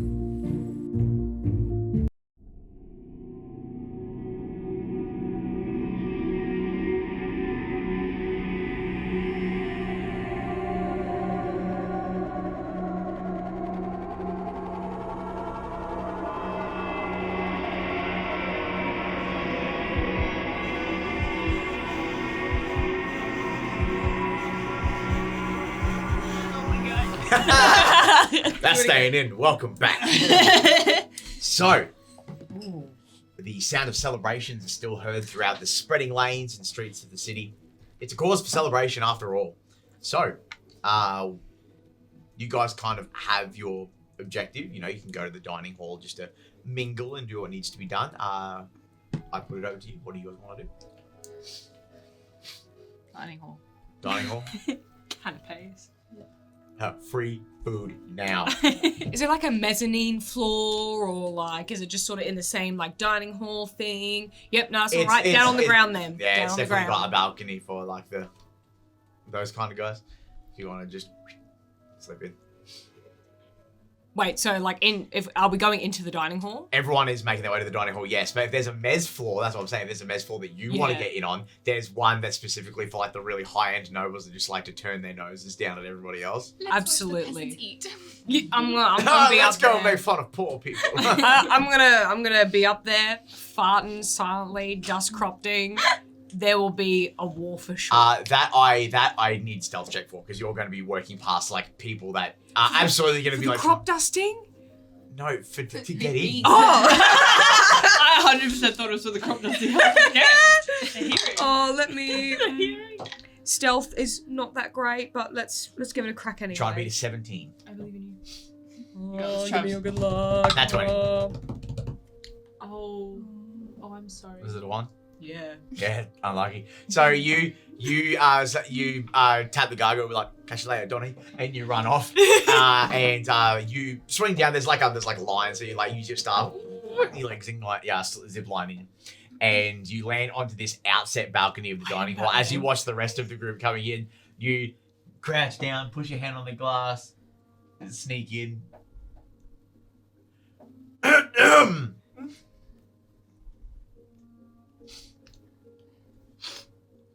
I'm just gonna slowly turn the other way and start walking the opposite direction. Clear. I'm just gonna pretend I did not hear it at all. I'm not going to acknowledge it. You fully on the periphery, you see like a 29, 30-year-old like servant like moving like cutlery and stuff like upstairs they didn't need to like store away, and he's fully just like, you have to go through the front door. All you see off in the distance is like, because she's kind of got like the baggy clothes for her outfit. You just see like it wave as a finger goes up, and you just hear, "Fuck you! I'm here on official business. Eat my dick." And that'll be that. And that's how it goes. No, Johnson. No. And there he goes. So you basically told the servant to just go fuck himself, and you just continue on your merry fucking way to go look out over the little mezzanine floor as the rest of the group moves. And we know that Aelia is moving in and going straight for the canopies. So we know where you're going to be. What about everybody else? Yeah, floating in. I think I probably will go around near the table as well and just kind of do sort of like a circle. Like I'll go to the table and then I'll kind of like walk around and then like sort of slowly doing like a little routine just to mingle with people, but not really try to be seen. So like I'm not staying in a spot long enough for someone to really notice that I'm there, sort of thing. Yeah, for sure. It's that one. Oh, you know what? Just give me a flat charisma check. Just roll a d20, add your charisma modifier, just to see how well you hold court. Mingling with these people. Yeah, that's 2 for 2.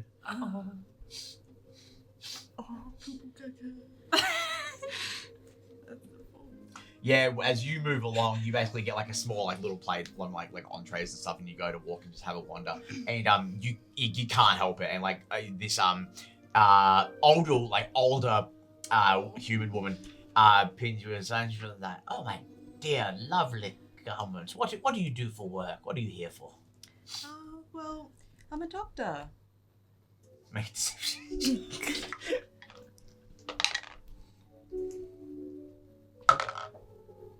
So that is 22. Dang. Yeah, no with the 13.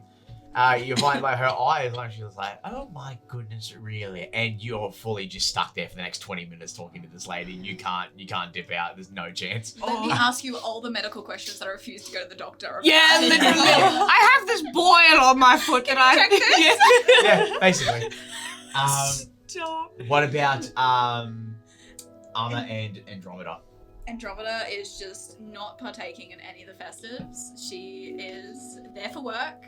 She is here to watch. So she is going back into a Corner to have the best visual of the room, and just staying silent, just not interacting with anyone. I can't be distracted by this old like drunkard like nobleman walks past. It's like, by God, the makeup on this statue is immaculate. Isn't it wonderful, darling? They make them look so lifelike, and then your eyes move for a second. You're like, fully freaked out. just like flinch, just. Yeah, fully arse on tea kettle, wine glass goes flying like 80 feet just away, and like just making eye contact with like a cupbearer or something like that. Like, you need to clean this. You need to get her. Yeah, I'm not moving. Incredible. Come get your bitch. Where's your husband? Honey, come get your man. Actually, He's dressed better than your husband. Amar is also, for different motives, hiding in a corner. And like, if there's people like walking around with like platters of food and they walk past her, she would partake in a little bit of free food because this is compensation. But like, she's not hunting anyone down. She's not attempting to engage in conversation. I'm gonna get you to also make a flat charisma check. Absolutely. That's my thing. I'm not gonna lie, I was waiting for not to follow that. Absolutely Really not. I refuse. Malicious compliance, remember? Yeah, malicious compliance. 7. Yeah, Why are we rolling like how can't we whiz? for Something you, happened in that break. for you, you're approached out of your field of vision, and it's only when you feel the light nudge on your arm you realize someone's next to you. Thankfully, someone that you'd probably be more inclined to actually have a friendly conversation with, as part of the few special folk, noble folk that are here. His name is Vili Monte Corello. People have aptly named him. They call him the face of the people. He is a bard and a known military carouser, human. 27, handsome, chiseled face, light stubble, purple and red cloak, fine pants and boots, and an immaculate rapier on his hilt. And leans in, he's got a cup of wine, sees you like just nibbling on like this hors d'oeuvre, and he goes, malicious compliance, huh? Always. Yeah, I don't. Yeah. This pageantry doesn't mean anything. All this is just for all these nobles to come out and just pretend like they give a shit. So why do I have to pretend to give a shit? I think your boss just saw an opportunity so that he didn't have to pretend to give a shit. Bastard. Let's be real. Starts hoeing into another quiche. I think that's probably going to be the safest bet if you don't want to be here. just stick to the corner, hors d'oeuvres. I'll tell one of them to just make regular laps. You'll be fine. Thank you. And Villy stands up and moves away. Legend. You all see a multitude of other people. There's one, her name is Magdalene Ithra. She's the major arcanist of necromancy. Elven woman, 40s, adorned in all black with silver trim. Going off and speaking to you find that she's actually speaking to a lot of the import-export nobles, like the guys that own the shipping frigates, the guys that own the small companies that do the exporting of fine goods, blah, blah, blah, blah. You see Boris Studris, who's the major arcanist of blade singing, 50-year-old human man, huge, maybe but a few inches shorter than a Goliath. Like this, he is a mountain of a man. Built Big- like a fridge. Big stomach, Big huge- LG. big stomach, big arms covered in runic tattoos and animal hides and leathers, huge beard, missing one eye, and he has a claymore on his back, and a spell tome on his hip, and a staff. So this is the guy that you guys know. Eldritch Knights want to be this guy. He is a wizard that he can also handle a blade, and you know that he's a strength build wizard. Like he's so strong. Sorry. Yeah, A blizzard. yeah, blade singing wizard, blizzard. Damn, knock on him twice and we can see what drinks are inside. God damn! I need to ask: is the Kool-Aid man the liquid or the jug? Yo, he both. Jug. He both.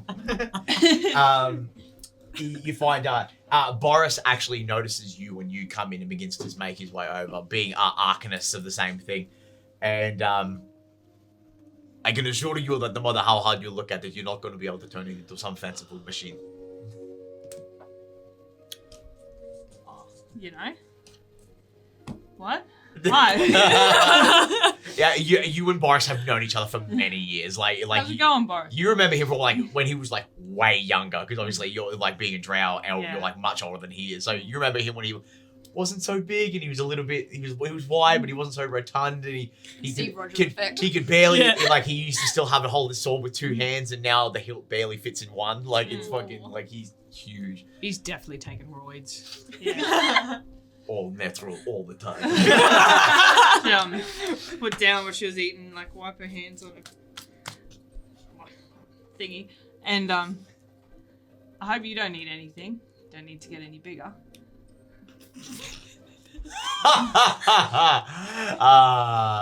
They do not have anything that could appease my appetite, so I eat before I can. Oh, that's very smart. When's this over? You know what? I was thinking the same thing. I don't know why I'm here. I make people uncomfortable. I myself am uncomfortable, and I am high with anxiety. I do not wish to be here. I'm honestly just waiting for Clyde to buzz saying something's gone wrong, because, mate, I'm ready to go. That is one of the best get out of jail free cards I have ever seen. Yep. Sending stone next to the ear. Just waiting for the hum. Please. He's like, well, you have fun with that. I'm going to carouse around. Okay. You enjoy talking to people. I will definitely not. And he's See huge you later, boots him why he walks off. Obviously there's Villy, who we already saw interact with Amar, and then Sub-Legion Commander Palados, who you're probably more inclined to know. A proud man, but very humble. He will talk. He talks at length about, even though with the lack of military, the prowess of, always being ready, ever vigilant. But he's well respected. People like having good chats with him, all that sort of stuff. I think that when you sort of come in from that top floor, you see him obviously scouting around, looking for someone to talk to that is not a, for lack of a better term, a fucking nerd.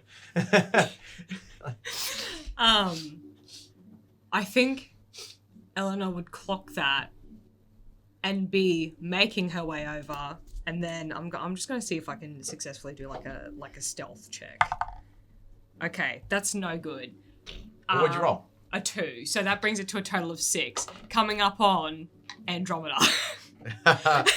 And you just like hear the, like some feet, and then like you like hear like the hand going up against the wall. And she like puts her fingers through her hair, and like the little springs go back and then they fall back into her face.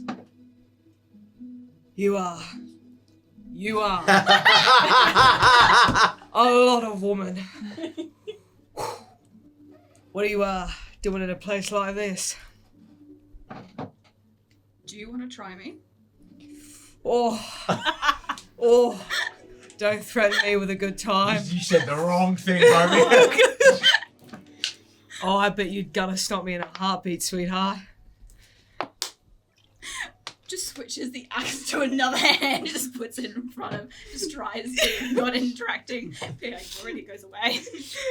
Kind of like fluid like water because of like sort of the nature of what she does. She kind of like switches around the axe and like very like fluidly like scoops up 2 champagne glasses in her hand and holds one. It can't be all work, doll. Takes the glass and then immediately places it. Someone walking by with another just on that plane. All right. I'll take that as my cue to fuck off. And then she goes and makes her way to Old Mate. To Palados, yeah. To make it easy, because I use a lot of weird elongated names, they can just call him Palo. Palo's his nickname for you, at least. But you basically, after whatever that was, you waltz over. That was me trying to shoot my shot, G. And he's sitting there, he sees Leo with the armor, he goes, one day, mate, you'll wear it down, you'll get it. I'm pretty sure she actually doesn't remember me from the last time I tried to hit on her. Looks over, just sees it's hot, and like, and for a moment you just watch him go, like, sweat. Fuck. That's a lot of woman. That's what I'm saying. Whoa. He looks at your busted robotic arm. Okay. Leans up against the table, and you find he sees like the wine glass, like one of the trays goes past, takes the wine glass, tips out the wine, and then pulls out a flask, puts his own in it, and he's like, "Oh, I just accidentally broke my last one, so yeah, cheers." Accidentally. Can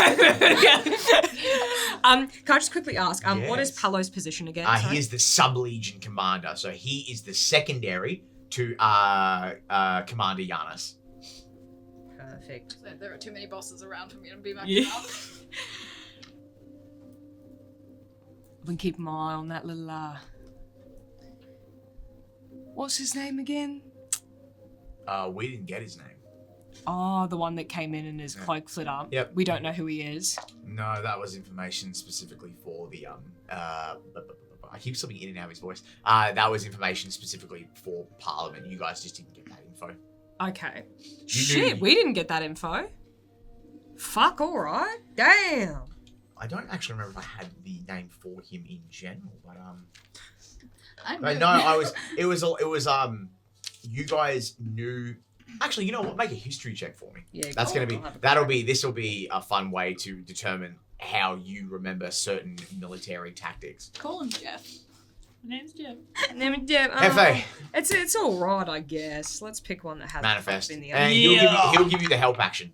Oh yeah, sweet, that's 19. Oh, we'll say you can roll again just to see if you crit. Yeah, He's alright. giving you the help action, trying to like go over info. It was The just exact same. exact same. Sweet. With a 19, in instances where very important personnel are being delivered to places, regardless of what it is, the knowledge of people coming, but not people knowing their names for specific reasons is a safety net. If that individual is to be picked up and others outside the important groups that know them have their names and information, they can then exploit them, hurting their family members, hurting their co-workers, all that sort of stuff. It is unusual to not have someone's name, but at the same time, it's also kind of not, because it's quite So wait. regular. What was the history check for then? That history check is for you reminding that it's not. it's annoying that you don't have any information more pertaining to this guy, but it's not uncommon that you don't know. That's what your history check was for. Oh, okay. Because you guys, as interceptors, and like even the soldiers, you're basically tin men. Your job's to get wound up and point in the direction of the problem. All right. Okay. God, that pen and sky, fuck me. The light is catching the bite marks. Did the interceptors get any information on this dude? Oh, we can roll. You know what we'll roll? We're going to roll an espionage check. You're going to roll... you are going to roll 2d20 with advantage because you've got a network of people underneath you, and you're going to add 3. It's like a 9 at best, my G. Oh, that's... Well, there's no proficiency to add to it except 3. 3. What's your investigation? Investigation is a -1. Oh. So I'd probably still do better. The interceptors got what they were able to get for you. You remember they got the itinerary of the crew. They knew who was manning the ship. Mm-hmm. They knew the captain, the bosun, first mate. Like they got all of that info. But what you realize is all the information that you guys are blank on was everyone that stepped out of that caravan. All right, so is that unusual for us to get absolutely nothing about no. anybody who... No. Military tactics protecting important people by not giving names. Probably not uncommon. What I will do... Okay. I'm trying to think if there's any other method around that the interceptors would be able to garner that information. Well, no, that's all right. If we've got nothing about them. No. I want the noise. Bad vibes. So we'll just go off for nothing. You scan around the room, hoping you'll see Maravicha or Orivar with a little bit nothing, and you think they're just lost to the night following other leads. Yeah, probably. Because normally you'd look, and then ever so faintly in the background, you see someone's eyes stick out from behind a window, very creepily. Okay. I just need to rearrange my thought process.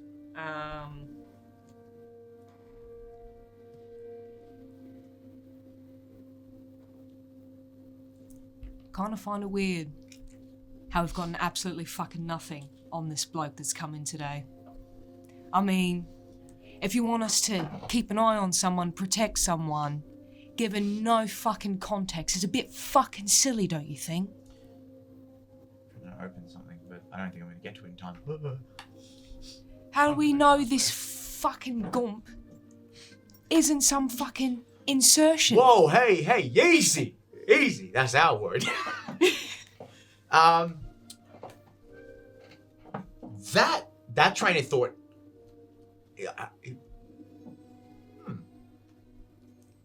Fuck. I'm just saying.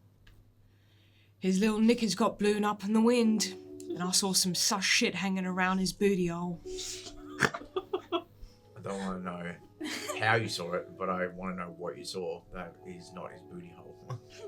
Please. First Skip of all, that deed. if I did see his booty hole, that also would have been sus. Why isn't he wearing underpants? Secondly, he's got some kind of scroll, some kind of purple gem happening, really extravagant fucking get up underneath. But as soon as it got whisked away in the wind, a little bit of a display for the people, just cut it out. Stopped all the fucking wind, all the confetti. Made the knights fucking cut it all out from the others. He's hiding something. And he's nervous as fuck too. Did you see the little wet patch trail he was leaving behind him with all his sweat? Just use this stat block for now.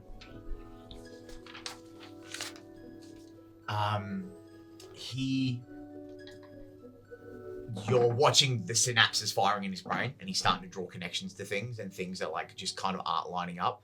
And even with the information, it's like, okay, we got fed, us foot soldiers got fed no intel about who this guy is, but he's obviously, come a bit loaded for, treaty peace talks and stuff.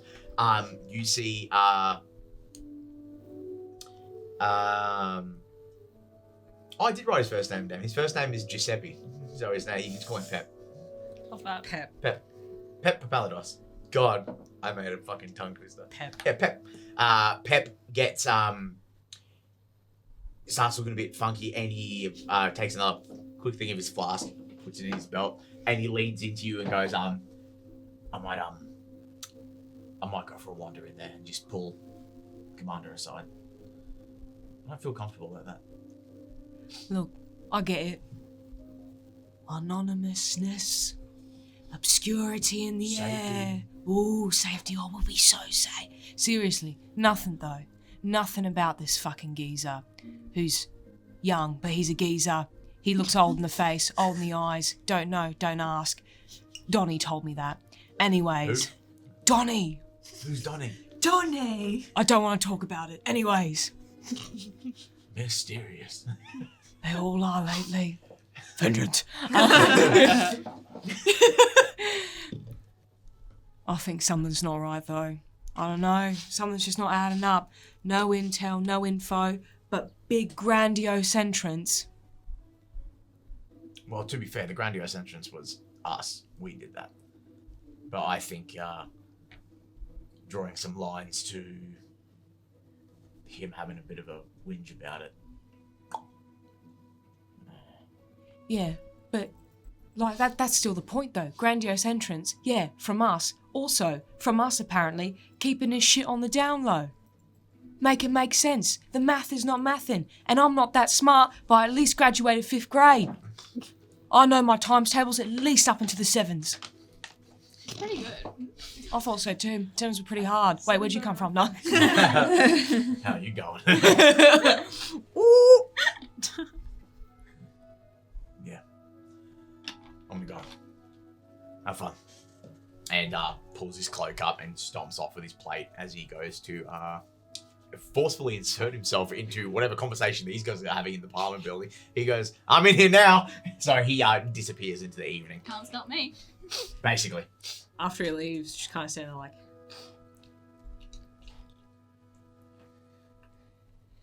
and walks off to go annoy someone else. Is there anything else that any of the other party will be doing as this evening drags on?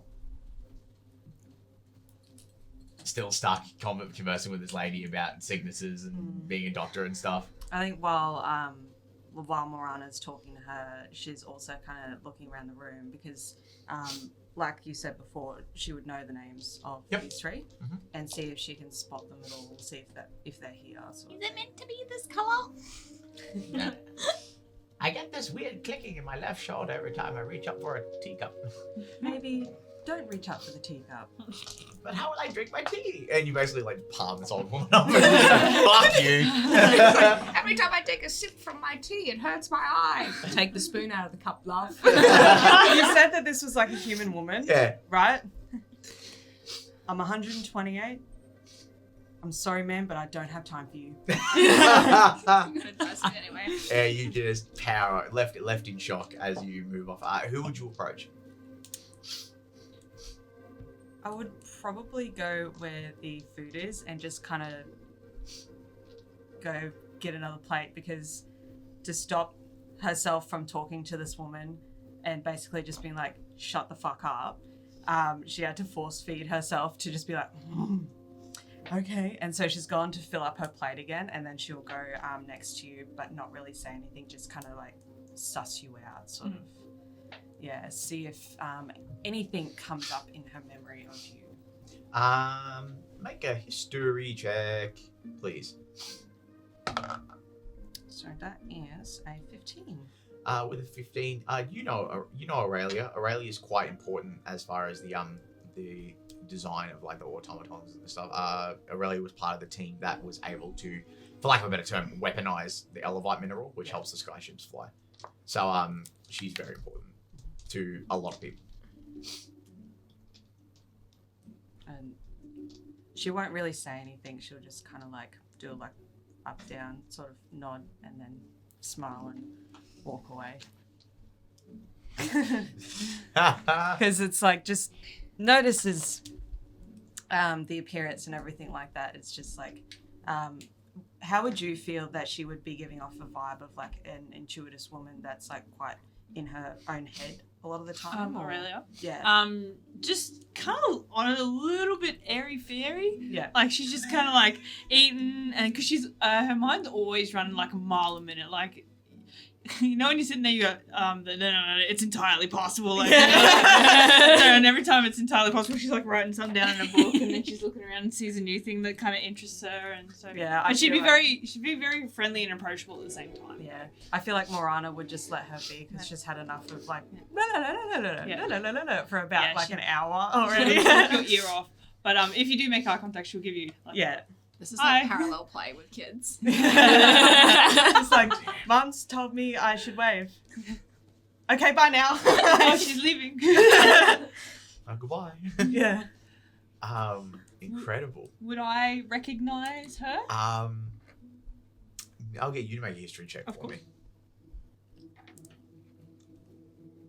That's so shiny. Yeah, it is. I can't. Oh my god! Oh yeah. Oh, Disgust! it was the other way around.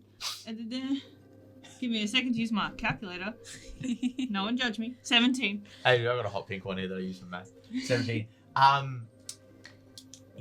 Funny enough, your memory gets triggered about Morana, because one of the guys that works at the Skypin, when he suffered a pretty gnarly injury, when a pressurized chamber exploded and he got shrapnel like embedded in his stomach and stuff.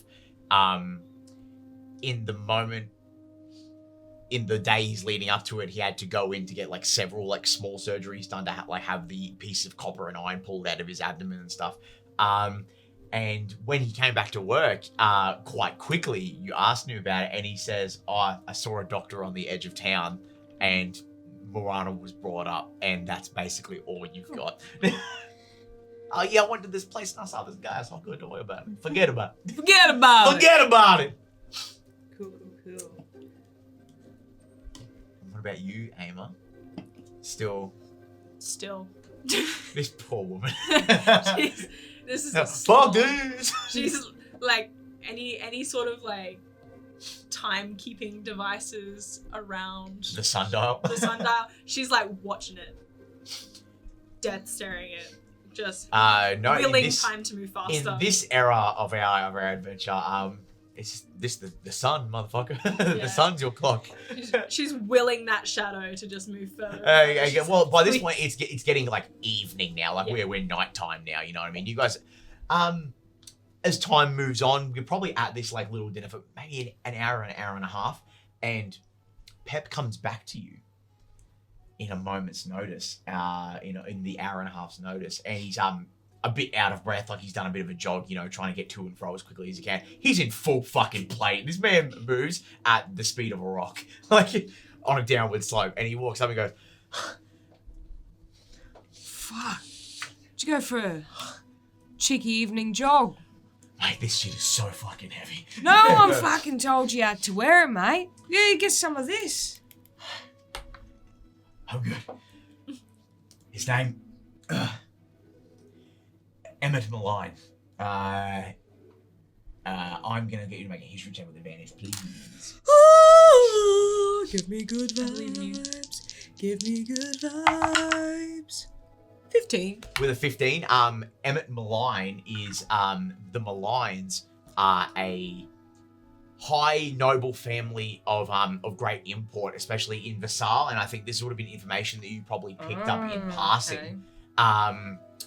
When you were like, "Oh, people from Vassal are coming over, I'll send out the interceptors to get me some info." Yeah. And of the High Court of King Hinterfin, the Malign family are all spellcasters. Like, some of them were blessed with the ability of sorcery, and those that weren't blessed with innate magics became wizards to compensate and be there with their brethren. But the Malign family have served the kingdom in Vassal for like 145 years or something. Like, that's been their family's lineage. They're very close in court, all that sort of stuff. Yeah. So they have sent one of the Malign's like younger men here. He is the emissary. So he is that you basically get from that is like, oh snap, he's a magic user. Like he's a caster. Like he's a spellcaster, and he's the one that's holding court here.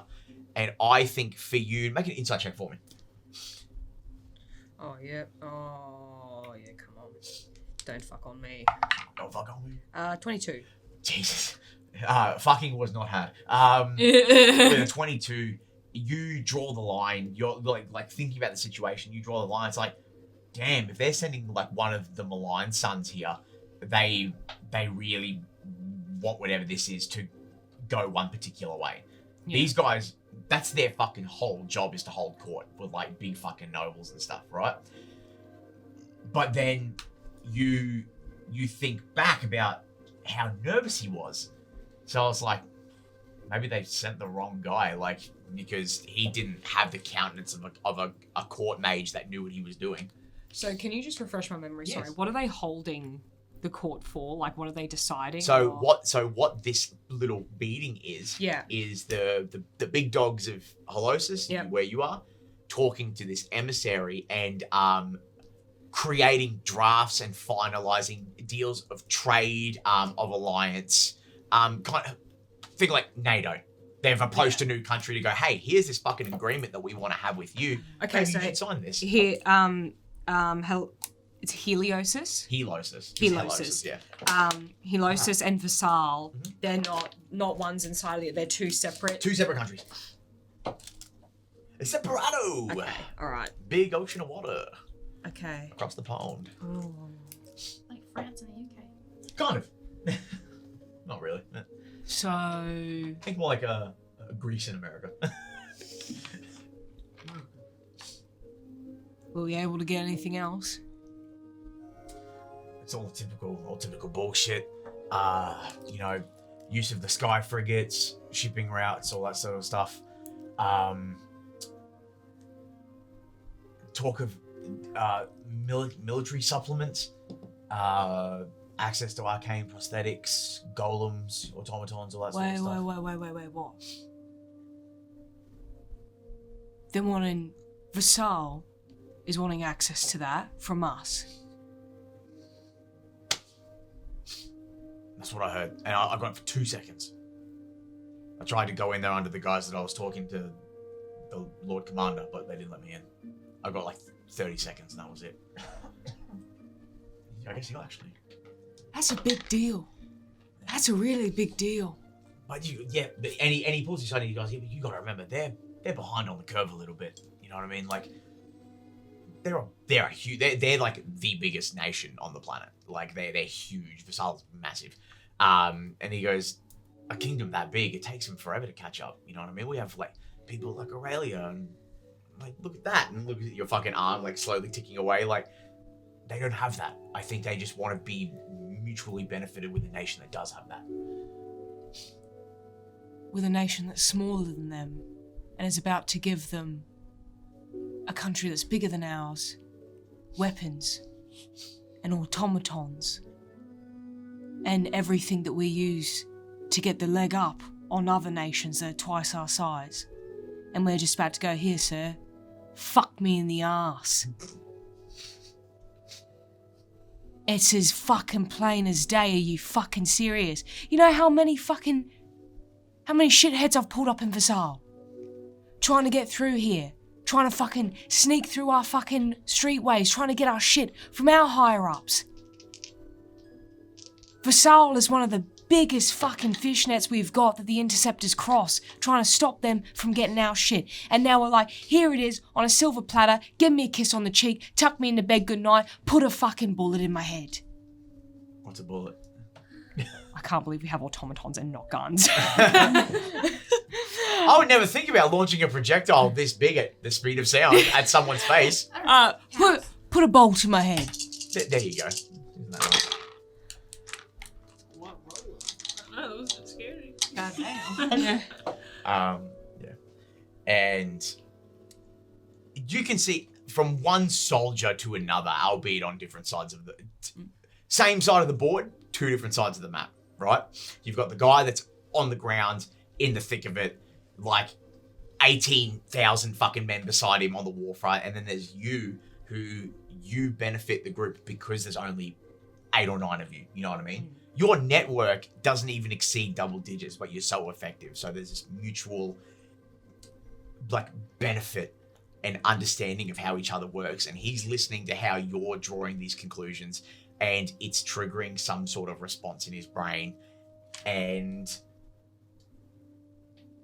concern crosses his face very aptly. And I would actually think the rest of you would actually immediately see like Giuseppe is not a little guy. He stands out, you know, he's like a walking fucking fridge. Like, so when you see him start to wig out, it becomes passively noticed by everybody that something is going awry, and he's now concerned. Yeah, Andromeda's tense. She's just like, this is a boss. This is like the higher up is uncomfortable, and she's like, okay.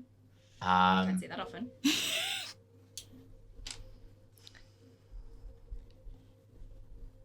Who has the highest passive perception again? I believe it's Morana, right? 22? Yeah. Morana, as your whole thing is you're effective at your job because you blend in, but because you spend so much time blending in to not get caught, you notice things that people in the fray of everyday life don't notice, right? Mm-hmm. From just, at first you think it's your stomach, like you're just not feeling too crash hot. And then it's not until you hear the ever so faint clattering of things obviously being shaken that you begin to realize that it's not your stomach. It's coming from the ground. And there is a rumbling feeling. And you're just so in tune with everything. Basically, what I feel like in Morana's mind is she isn't real in her own mind. Only the world around her exists. And that's it, right? So you start perceiving this feeling rushing up through your legs and then into your body moments before it becomes audibly aware to the rest of you. Something is happening, and it's nothing that any of you can explain in this exact moment. Let's go. Come on. There we go.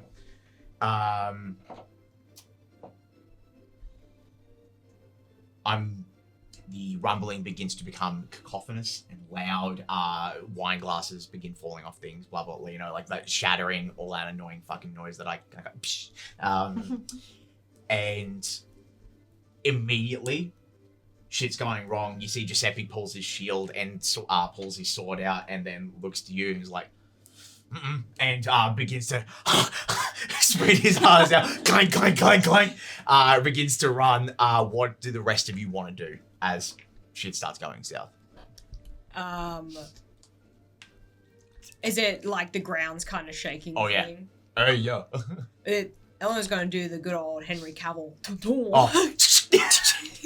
And I have to reload. Hold on. She's going to start making her way to where she knows the talks are happening with the... Yes, so thankfully for you yeah. guys, there's like the Parliament building, and the dining hall was like but a half street away kind of. Yeah. Around. The Parliament building's fucking huge, and the dining hall's decent, like an MPS from school, basically. Think like that. You sprint out and follow Giuseppe as he also makes his way to the street. What are the rest of you doing? I will follow Big Man. He seems to know where to go. Giuseppe! On your left. I was gonna say, when you guys watch Eleanor sprint, it's like the broken shards of glass, like she takes off and just sprints. It's I imagine it like Twilight, where they're walking up to the baseball court. You brought a snack. I'm loving the loving the idea of you going up to Andromeda and being like, "Hold on tight, spider monkey," and then you become the person with the weight of the half world. Yeah. Oh yeah. I love that. Hold me. But you sprint off. I'll follow him. What's everyone else doing? I'd probably race in a similar direction just to get outside, just to look up and be like, what is causing this? Yeah. You rush out. Boris sees you sprint. He's close behind you as well. And again, just as he starts, he just pulls out this fucking huge claymore. Like this thing is just, it chips out of it. It's jagged as hell. This thing just would fucking, it wouldn't slice you. It would just straight up just mauls you in two pieces. So he follows you out as well. Everybody else. How bad's the shaking? Bad. bad? So it's like building coming apart bad, or is it the Brother, the chandelier's dancing. Okay, so like my job is also, like I'm like, okay, the parliament, but there's like I've sussed it out. There's guards, there's heaps. I can wait 5 seconds. If there are things falling, I need to get people out of the building because Yeah. I have to do my job. I have to like if things are falling and get all the because there's like important people there. So you don't want them to Leave die, the so. elderly woman behind. I'm telling you, she's on her last lap. Forget about it. Forget about So I would say in that instance, you watch as people start panicking, and you basically just run over and just like smash the door open, Yeah. and they're just like, yep, tip their hat, and they fucking all just begin Yeah. shuffling out. You're like using your axe as like a guide, like Yeah. rushing these fucking You people don't out. even have to tell them single file. They all just get in line. They instantly, Stop marching. they- Move it. instantly, like you see this like 50-year-old dude, like he just reverts back to being like a 12-year-old boy getting yelled at by his mum. He's like, yes, ma'am. He goes, what this? But they are, yes, you get them out quite quickly, and the second they're in the street, they all just dissipate. that's They're where going I'm home. now. They're going the fuck home. Like they don't want to be wherever this Yeah. is. And you're all gonna follow out with everyone else going to the street. Yeah, this is an excellent excuse to no longer be in the building. So Hell yes! yeah, fuck yes, earthquake. So Aim is heading out following Peppy. Yep, I was gonna say, yeah, you guys all basically Andromeda's the only one who's like left at the end because you're getting people out. Yeah. So you link up at the very tail end. But those of you who walk into the street, you all look and your eyes are drawn to the top of the path to the Parliament building. Darkened clouds swirl overhead like I forget what the term, like a vortex, like that sort of stuff, Junji Ito style, and begins to swirl. And over the top of this building, like instantly, like the clouds go grey, and then all of a sudden it just swirls and becomes this hailing vortex. And within this churning black and grey smoke, the very obvious ignition of flame and stone begin to fall from the sky. Anyone who is a spellcaster, so can use magic, I would like you to make Arcana checks for me, please. Oh my god, first time you don't have spells, it's weird. Oh no. I'm gonna be straight up, I don't like it. God damn it! I got that. Dirty 20. 6, Hey. 7, 7. 11. So 7-Eleven. 7-Eleven, bitch. Where's my Slurpee? You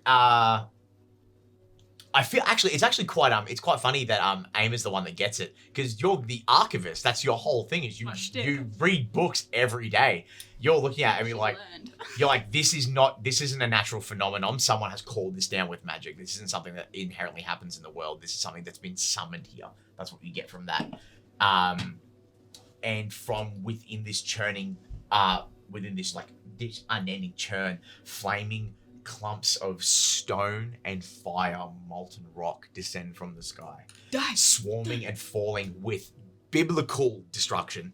The heat radiating off, even at this height for you guys, is uncomfortable, and you need at one point to just look away for about a moment to let your body adjust to the heat that's coming off it. But you turn back, and unless anyone inherently would look away, you force yourself to witness what happens as these hellish stones and boulders descend at breakneck speeds and tear through the Parliament House, sundering the entire building from top to bottom. There's a impact is but a moment of utter silence, but thunderous pain. The building slowly and surely begins to crumble and fall under the weight of assured destruction. And thankfully for you all here collected, the screams of the people inside are covered by the rumbling of a collapsing city. But the screams of those outside and the surrounding streams of consciousness pierce your ringing ears as you're finally pulled back into real time. What do you want to do?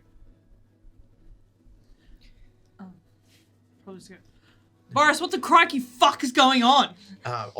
Boris! Boris, my man! Please roll high, Boris. I wanted to be I talked him up to be so smart. Oh, yeah, we'll take it. He'd be a wizard. He'd have a +3 to intelligence. Sure. Surely. My bonus is 8 if you just want something similar. Hell yeah, we'll go with that. So he rolled 14 on the die, so he's definitely clocking like just under the 20s. Yeah. He calls out and goes, "That was meteor. Spell, pull from orbit." Why? What do you mean, why? What do we do? We gotta do something. And then I'll probably. Control fire, stone, control people, get people out. And this absolute mountain of a man begins to like waddle his ass down the street, fucking go do something. What do the rest of you want to do? Is the fire gone? Like, is it? No, this. Okay, let me be very real. It's a fucking inferno okay. falling from the sky Okay, so it's still right going. now. It is happening. You perception check for me, please, though. You specifically, only because you clicked on to something earlier. Oh, please don't be shit. Oh, that is a 29. One day I know this guy's just gonna pull a real gun out from the table and that's it. Call an ambulance, but But not not for for me. In the battle sense, in a moment, is where you start taking observations of the battlefield around you, trying to get as much info into your brain so you can best make a better response and act accordingly. As the sundering like meteors are falling from the sky and just decimating this fucking parliament building, and now they're like, you know, in little surrounding bits. As the churning begins to stop spewing forth these meteors from within the building, you do see an eruption of flame and purple lightning. From inside the building. Inside the upper, I say cathedral, you know, like it's like a, where in many years that you have gone there for very particular meetings is where the main Parliament Hall is located above the city. Okay, but is that gone now because the Parliament Hall's been crushed? It's like as you watch it all, it's like this is happening exactly at the same time. As you watch these giant meteors crash through that hall, you see a split-second eruption of purple, like electricity and lightning, and then the whole thing comes down. I am going to... Run. No.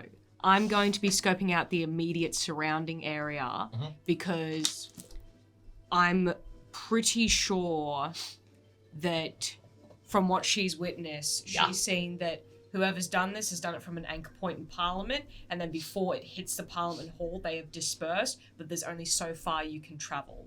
So, even with magic. And so she is going to dash, so she's going to be moving at 130 feet. Jesus. And she's going to be doing rounds, moving up around the Parliament to see if she can catch... To see if you're like teleported. you're dashing like the perimeter Yes. and like trying to. I'm gonna allow you to make it. That's gonna be perception check, please. As you, I can imagine her head on a swivel at breakneck speeds that would kill a mortal man. 26. On a 26, you're running so insanely fast that like you're blasting, like it's like that scene from Wanted, you know, at the very beginning where he runs the hallway and he moves so fast that it shatters the glass. It's basically like that. You're moving so quickly that you're making a fucking stream of like air, as because it's what you do. Your body's built for that, you know what I mean? Like, and you just power through. Your eyes are on a fucking swivel. If anyone could see you at full speed, your eyes are darting in every direction as you like calculate and make observations, and you don't see anyone. No one. Man, if the rumble wasn't so loud, you'd just hear a loud fuck! I mean, some of you probably do. I feel like she yells louder than Hellfire, right? She's angry. She'll then come down and link back up with You're all here Palo. by this point. Everyone's going to be all like together at this point. She'll link back up with Palo, and she'll be like, "There's nothing. It's fucking nothing. I saw it at the top of the Parliament building. Fucking purple lightning like that fucking little fucking geezer that had the fucking purple rock up his butthole. Something's not fucking right. Like I said, terrorism." I fucking told you I was right. No one fucking listens to me because Takes I'm a off your drunk. full hat. Oh god, yeah. Fucking like ties your hair back and then just wraps your head in alfoil. He again with like sword and shield. And by this point you're all braided with like the dust and the soot coming off. The fire itself has stopped. Like the calling of that magic has ended. You know, it's instantaneous. It's like one casting and then it's done. But the building is like just devastated, huge craters, holes, fire, people are screaming, and the sounds of like chaos and death slowly like bleeding into your ears and your vision. Is there anything else that anyone else in our group wants to do as like chaos is breaking out amongst the people? I feel like as soon as she's actually out of the building and is seeing everything going to shit, just like the oh fuck, I gotta be here is immediately pushed to the side by just like her innate protective instinct, where it's like shit is going down, fuck, and so then she's just sort of assisting in like getting people out of the way. Yeah, for sure. Yeah. For sure. And, like, trying to get people to safety. What weapons is Amar armed with again? What do you have? So she has hand axes Yes. and a great axe. Yes. And my question to you is, given that she was invited here as a intellectual as such, would she actually Yes. have been permitted weapons? It's expected of. Like, Okay. you know what I mean? Like, if you're a constituent that is armed as a job, you are expected to come in your full regalia. Like, you saw Villy was fully strapped. Okay. He had his piece. He had his piece Everyone's on at his the hip. function. He had his piece on his hip. Like, you know what I mean? And Boris had his huge claymore on his back. Like, it's Okay, not uncommon. It's part of the I'm uniform. carrying a great axe. Yeah. You are like a soldier though. Yeah. I was like, the librarian rocking up with an axe might be a bit weird, but yes. I can kill you fantastic. with a book or a blade. No choice. But yeah, you have like all your axes and stuff that you're Okay. strapped, and you Amazing. watch as Andromeda's like leading these people out. You realize that people are just dispersing and they're not being safe about it. So Yeah. as like this fucking like huge clunks of stone are crumbling, you're like grabbing people out of the fucking way and like just, I wouldn't even say, you're not even guiding them. You're straight up just turtling these motherfuckers. And you're like, guess what? You're going over here, homie. And you like throw this like elderly man because he was about to get crushed by a fucking boulder. You're like, not today. And you grab him by the back of the shirt and he's like, "Ugh!" And he gets like yanked, but like the boulder crashes and you like quickly step back. It's better to break a leg than break a skull. Yeah, I was going to That's say, the yeah, one. better to be crippled from the waist down than be like brain dead. So, Just flinging people into sacks of hay. yeah, literally. I was like, and you see this one Apricot. farmer, Yeah. and there's this farmer who's like, "Oh man, I'm sure glad my hay bale's still here." And like someone lands in it. My cabbages. Yeah. My cabbages. But it is as you attempt to like force people out, it's no matter how much you try to regulate it, it's only Yeah, it's getting fucked. worse. Yeah. It's just getting worse. What's everyone else doing? Is there anything immediately like for Morana or like Andromeda in this immediate moment, or are we happy with where we're at? Just the general, as well as just helping, like seeing people and like the people grab. It's like, no, something falling, grabbing them and just trying. Oh hell to, yeah, yeah. Just doing as much as, because I'm like, I don't know magic. I don't do that. This is not in my repertoire at all. So I'm just doing the things I can I hit stuff with sticks. until it stops firing. I can't do anything. Damn, yeah, so that easy enough you're able to help guide these and just attempt to fucking get them away from the building that is Yeah. now falling apart. Pretty much. What about you, Morana? What are you doing in this immediate moment? She'd probably, because like with all the craziness that's going on and everything like that, she wouldn't really know exactly what to do. She doesn't, with chaos like this, she's like, I am the chaos. This doesn't happen outside of this, you know?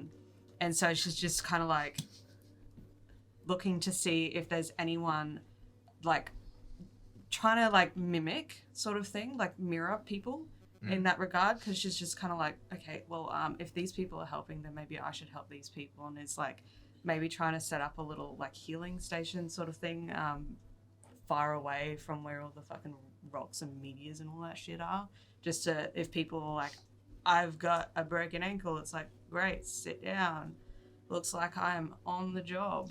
Yeah, I'll say as you watch and you see the dispersed units of soldiers attempt to like regain some control of the street as what's happening, because no one knows what's happening. Like as far as the general public is concerned, the literally the sky tore open and just hellfire rained from the fucking heavens. So as these soldiers link up in our attempting to mitigate harm and damage along the street, you kind of just like self-insert yourself into their little hub, and you start like trying to triage people that have been injured in the street. I'd like either Amar or Andromeda, one of you just roll a d20 for me, like just see what it is.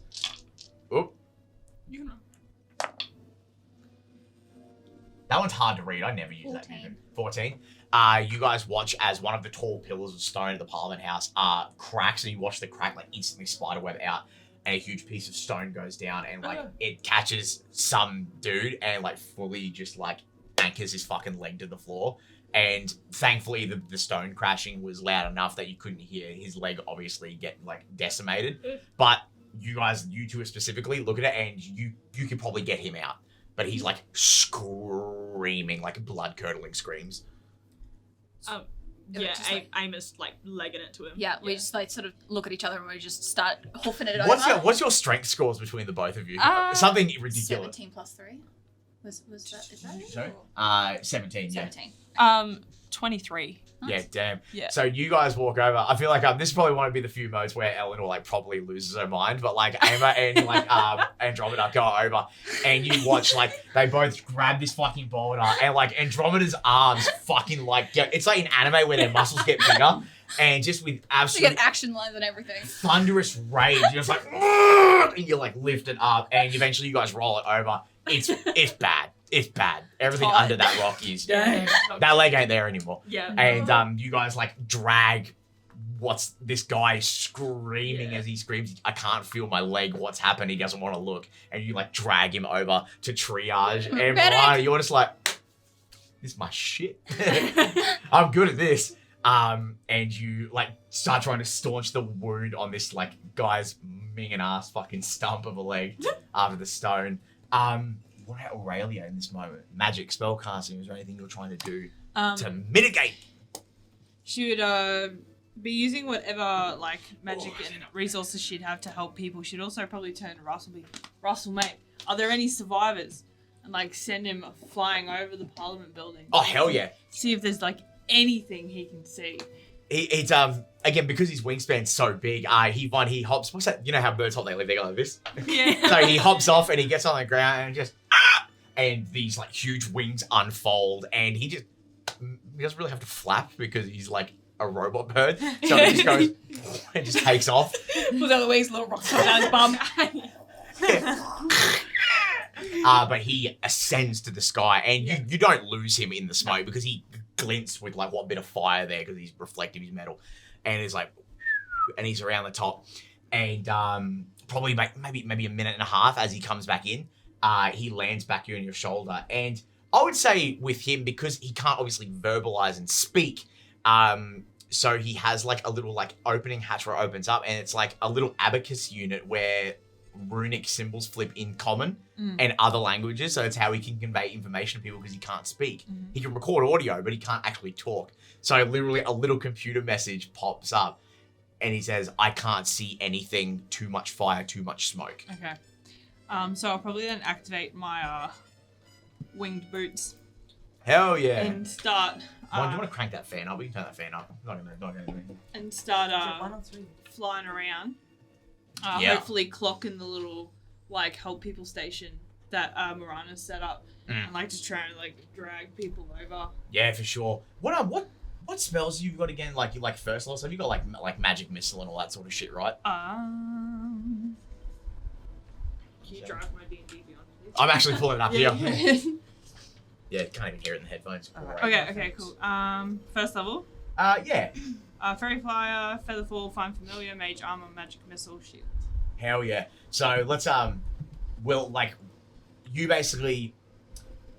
you stop trying to be, I feel like in that moment, with the information from Russell, you stop trying to figure out how to be a good like war hero, and you're like, I'm a wizard, I'm a scientist, let me just do what I know is best. And you start realizing the amount of damages around the building and where there's instability in the apartment building, and where it's like, well, if we want to try and get inside at some point, I need to start clearing it off. So you guys watch as Aelia like floating in the air, you just throw your hands out, or if you want to describe it, like you can use magic missile to like clear out that debris and like just break it into rubble. So it's easier to get into while you guys are trying to triage people. And immediately out of the rubble, like people are crawling out that were crushed under stone. So these soldiers are able to triage people and pull them out.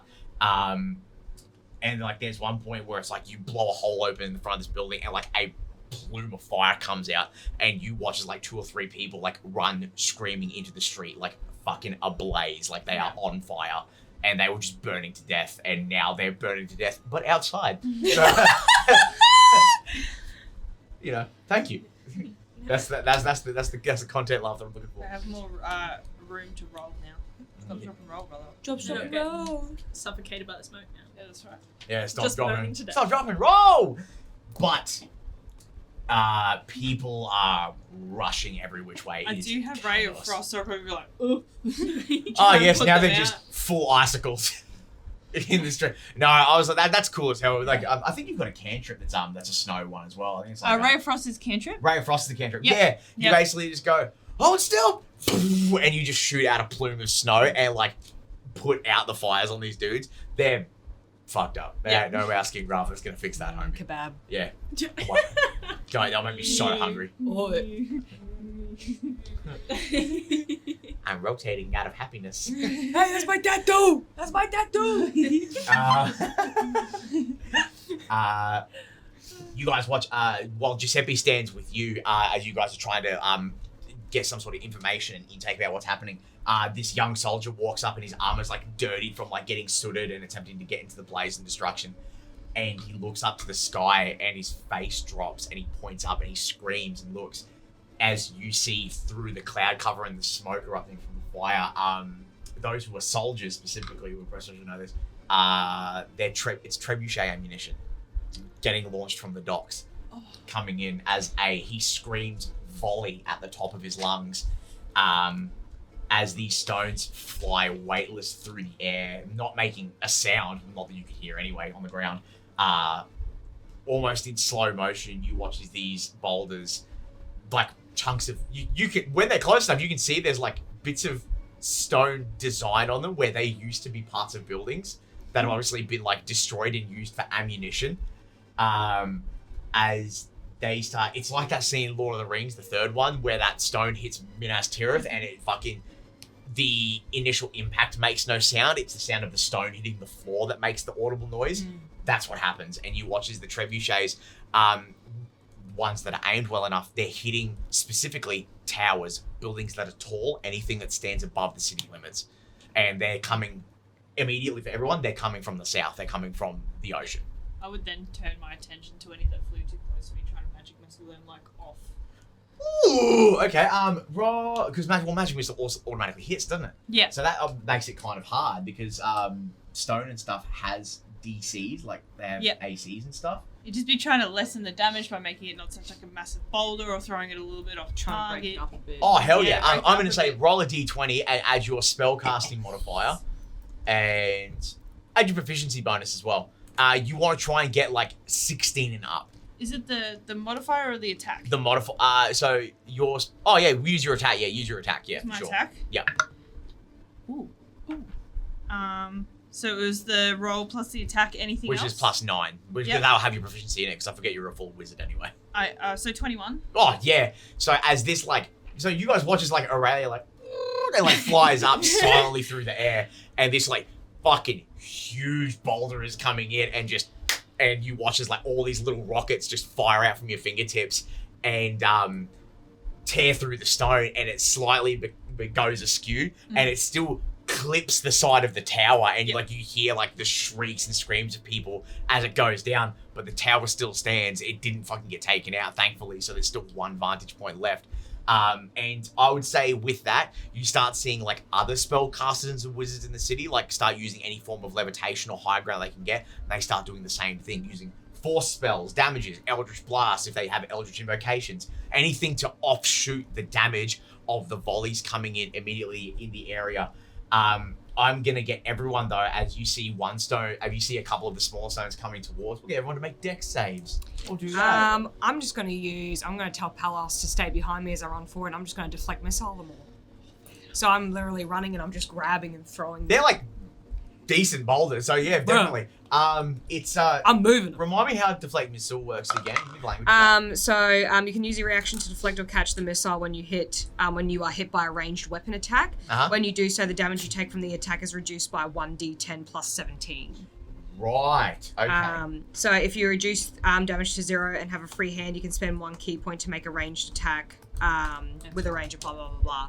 But yeah, that's so kind of like sort of trying to, I guess, utilize it in a bit more of a different fashion of kind of really just the smaller ones, throwing them out the way. I'm happy to make a unarmed attack to break up the bigger ones that are coming. Yeah, for sure. I'm so sorry. Do I also roll the dex? Everyone rolls dex saves. Yeah. Yep. Question. Yes. I have Aura of Protection. Anyone within 10 feet of me gets +2 on their saving throws. That'd be everyone. I'll just say everyone. Yeah. Cool. So you all get Everyone +2s gets on top of that. +2. Awesome. So that's going to come up to 25 then. 22, 25. 18. 19. 20. Beautiful. Oh man, I rolled so low. 5 points of damage halved because you guys succeed on your dex. So 2.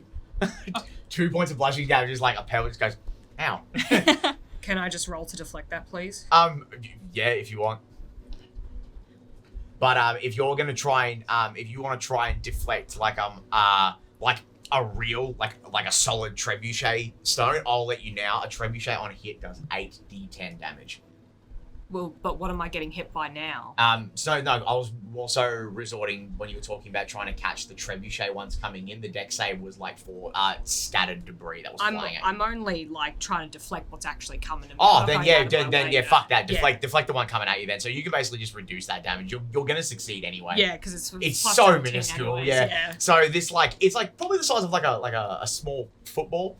Like it comes out and you basically just go yeet, and like in spin, so you catch it, go with the momentum, and then just throw it back over the building. And you're like, Hits Amar in the head. yeah. Runs up. Oh my god, are you okay? You open your eyes and there's like a rose-colored rim around them. I'm over you like, are you alright, babe? Stop that, this is. No, it's someone else being like, I would like. Have you seen the videos where they're like, I would never like let you get hit by that. It's like that's fine. Oh yeah, like yeah, women's football. yeah. Oh, Could no. you imagine? I'm like on the other like, are you alright? You just hear a rock smack me in the head. And I'm just Damn. fully out of your vision right now. I, for some reason, I hit the X mark on my document, so now I've got to like go back to where I was. Oh no. Hell yeah, I love that for me. I switched to the Yeah. music when you're there. Like, Just like a hand It's says- true. Let me help you up. Punk. Now fuck! Help me up now. Just playing a game of whack fuck here. Whack fuck! Smoke and dust fills the streets. Fires begin to start and spread, catching any thatching or ignitable substance that are left unattended. So literally like nope. In this moment, now that you realize that we all know what this is, you guys are under siege and war is now on your doorstep. There are several ways around doing anything to mitigate the damage. Key points, I'm going to give you guys the key points of interest it just makes it easier so you guys aren't like fumbling through to try and figure out where you need to go. You're currently at the Parliament building. There's stuff you can do there. That is an important place. There might be survivors inside. The sky pin is obviously important as well because you watch as this trebuchet ammunition is dangerously getting close. They're compensating for the differences in the wind and the height, and they are getting closer to being able to actually strike parts of the infrastructure on the sky pin. The docks, which is where a lot of this seems to be coming from, is also one that's quite important. But then there's also opportunities where you guys can just attempt to run through the city as a unit and try to mitigate some sort of damage in this instance. So I put it to you guys, how do you want to act? What do you want to do? You said it's the docks that a majority of it is coming for. It's coming from the south. It's coming from the Yeah. docks for sure, yeah. No point in mitigating if it's going to keep on coming, heading straight to the docks. Fucking oath. yeah, I think we got to take out the trebuchets. Yeah. Like, Sick. 'Cause Okay. there's soldiers still in the streets and stuff like that. Oh, isn't yeah, there? yeah, I think because I'm like lieutenant. Whatever. I just go, I give them like orders of like get as much people out, like just the basic protect the area basically. Yeah, lock it down. Lock it down, get the people out. Once they're moved, attempt at the Parliament building if they can, but then leaving. No. Yep. Sick. So you leave that, and they begin setting up like an open perimeter, especially around that little triage area that was set up with Morana. Yep. And you watch the rest of the party begin to deter, and one of the young, the field medics, looks at you as he's like bandaging this dude's leg, and he goes, "You can go. I got this." If you say so. Huh, like- okay. Yeah. And Fuck. It's my off day. I was meant to be my evening off, and Yeah. now it's ruined. And you guys, again, Eleanor is so far ahead of everybody else, like a bolt of lightning. She would yell as she comes through the street, like it's. Yes. She would just yell like, "It's coming from the docks!" Except it would be like, "It's coming from the docks!" Yeah, it's like when you hear a fast car like fly past you and it travels from left to right. Yes. And then following that, the as she like powers past everybody. It's a little pitter patter. Yeah. Yes. Like wheels. You guys, really good. I know I hate it. You should love it. Finger's amazing. Yeah, I love it. Do it where you spit out your greens in the toilet because you don't like it. What was it? What's that? So we're spit I don't know that one. I'll have to show you. Yeah, okay. immediately on break. Yeah, we cut to the docks. The glow of the fire can be the glow of the fire can be seen. Of the frigates that were in the ocean, like docked in the water for you guys, like your nation's ones, they are ablaze, peppered with arrows. As you see, the large frigate that brought the emissaries caravan to the docks. Beyond the coast, there are a couple of more smaller frigates that have the trebuchets mounted on the sea.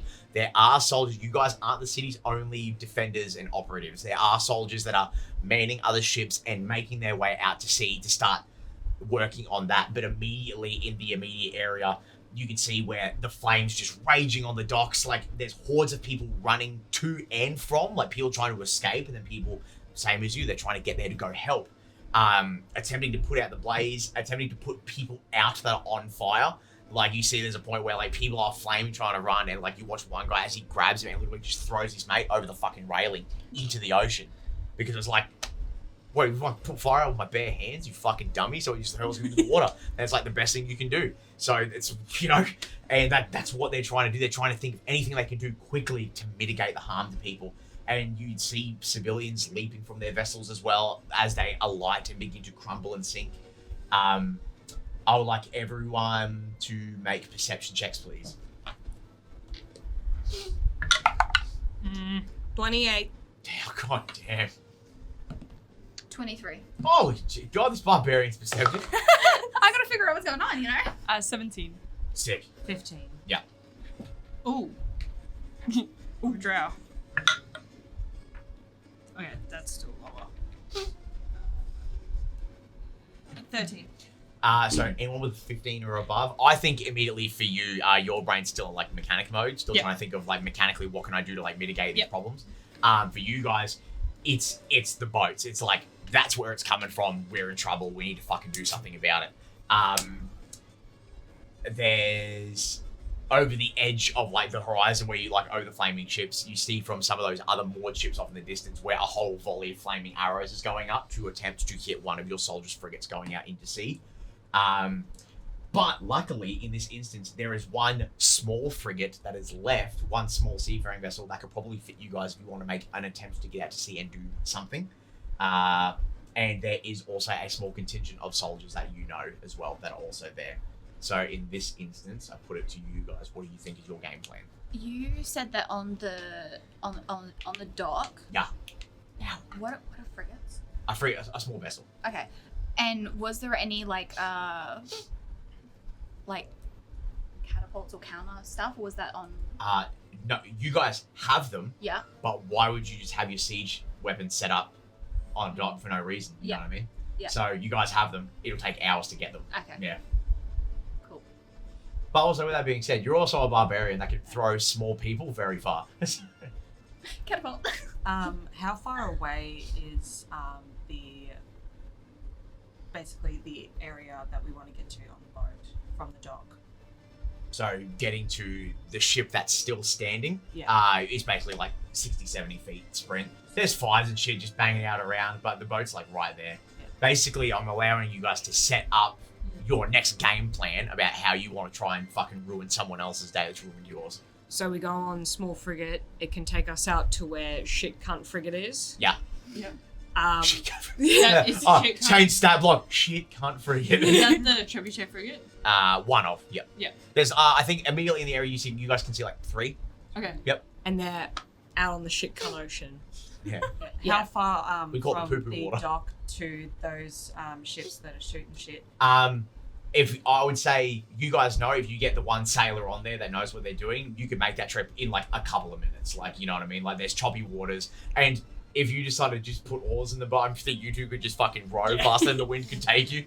Like, it's absolutely a fucking thing. I'm a strong boy too. I'm a big strong boy as well. You can help. Thank You you. start rowing with such force. You're rowing and you're holding onto the oar as like Andromeda's lifting it. You're like, what's up? I'm actually stronger than Andromeda. Thank you very much. Are you? Yes, I am. Incredible. But if we're waiting to get on that frigate, just off the basis that Eleanor definitely would have gotten there first, Yep. she would have been like gotten a sailor organised, so like a Absolutely. someone You basically just rip one of the soldiers. You're like, you're coming with me, fucker. yeah, and then she'll literally be like sort of like on the walkway to getting onto the frigate. She'll sort of be hanging off of it, like yelling out to like people coming in, like you know, like, if you can fight, get on the fucking frigate, hurry the fuck up, come on, we're going. And she'll be like basically doing an open invitation to anybody who's sort of like within range. Oh, hell yeah. I'll say you get like a unit of like 6 soldiers, like in full plate, but obviously they're when you get on the boat, because if they fall in the water, they're straight up just dead. Like they can't be saved. So they're just like, get on. And I guess if the rest of the party wants to go on. So I would have flown there, so I would... Oh, fuck yeah, absolutely. When you land on the deck. And the sailor who's anchoring the ship undoes the anchor boat and begins to go and propel and move forward. And if you guys, open invitation, if you guys want to get on the oars to attempt to help with the sails as well, you guys can do that.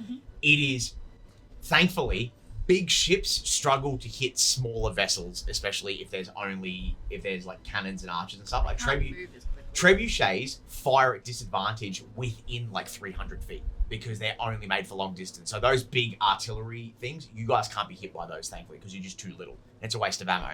But you still have to contend with like archers and stuff. I'll say even as you guys begin to propel, like Andromeda and like the soldiers can like yell out, and you watch as the knights start setting up like heavy crossbows and ballistas along the coastline to attempt to return fire, and hopefully that the wind is on their side. So they're putting up a fighting chance. But you guys are propelling through the water, and we're not going to run the entire thing of you guys like ducking and weaving arrows. Fuck that. It's just too much. We want to get to like, we want to kill motherfuckers.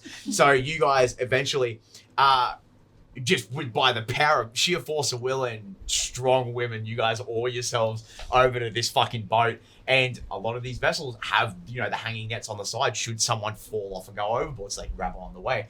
And the invitation is there, gang. If you just want to climb up and start fucking killing. Face step Oh.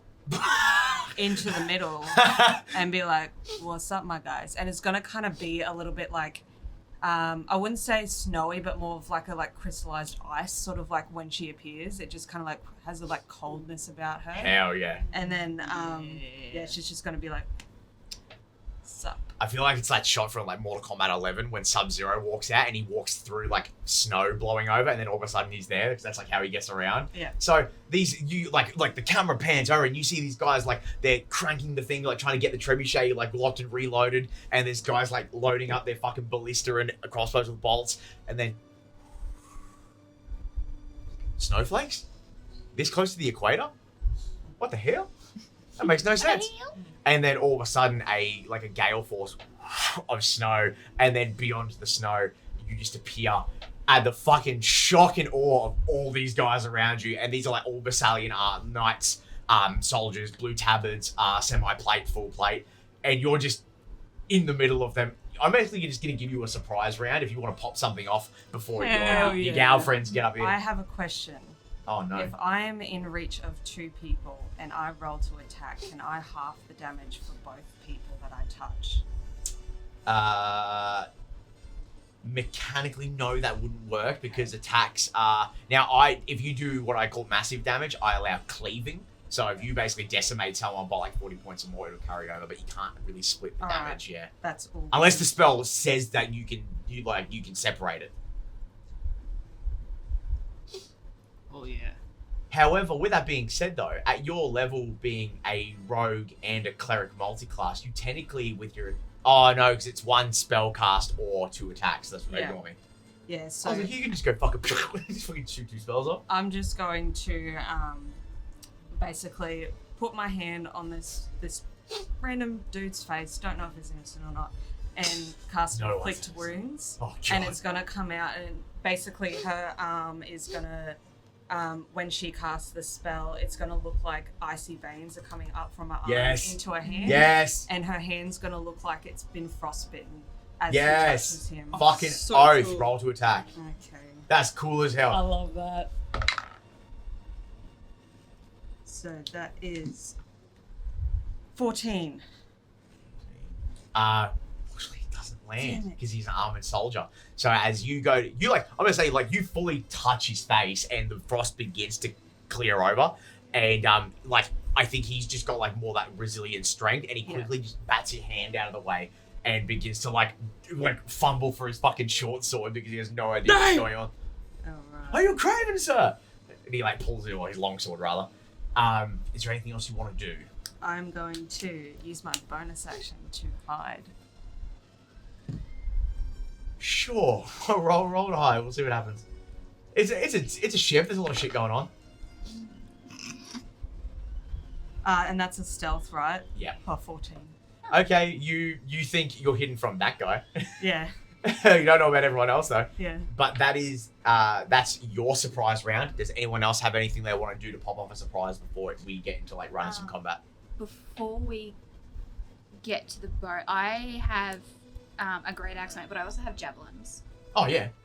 Before we get climbing up, can I just if someone's close, just try and knock one off? Shish kebab them. Yeah, shish kebab it. Oh, also, yeah, for sure. So as you're Andromeda kind of embraces the pirate life a little bit too well. And she's ripped as hell. She's definitely got the demon back, right? She got the demon back from Bucky. So you're just and you're pulling yourself up, and you watch this guy who goes, "Hey, there's someone!" And you go to stab it. I'm making an attack roll with your javelin as you go to attempt to stab this dude in the throat as he pushes his head out. Hit the +8. Yep. Yeah, that would be good. Oh yeah. 26. Yeah.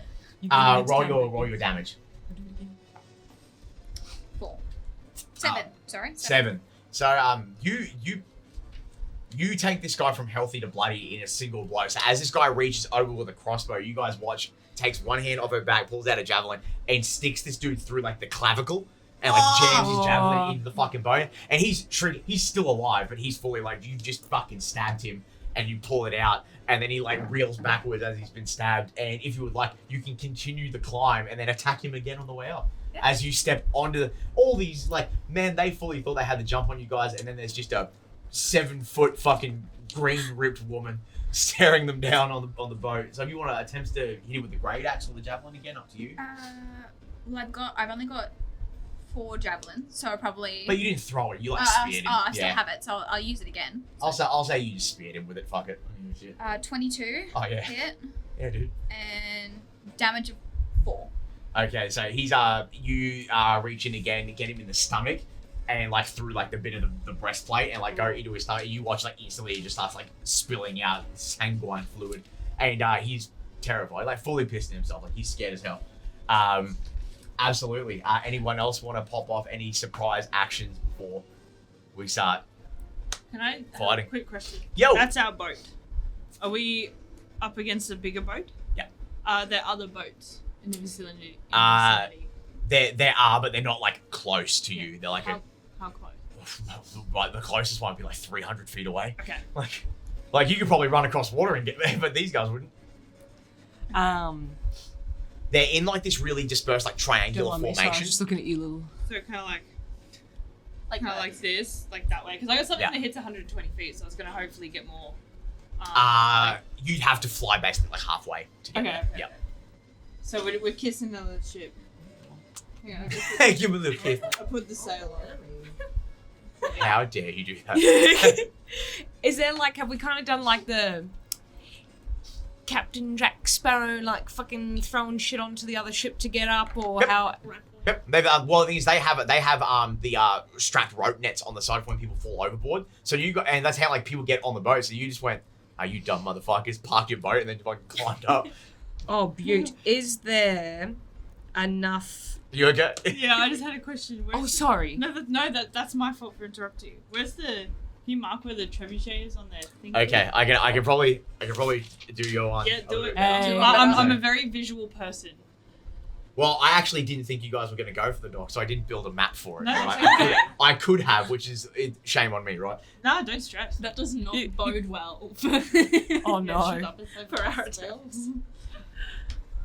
I feel like Well, I planned all of this, and you guys decided to get that way, so feel like I've encouraged us down the wrong rabbit hole.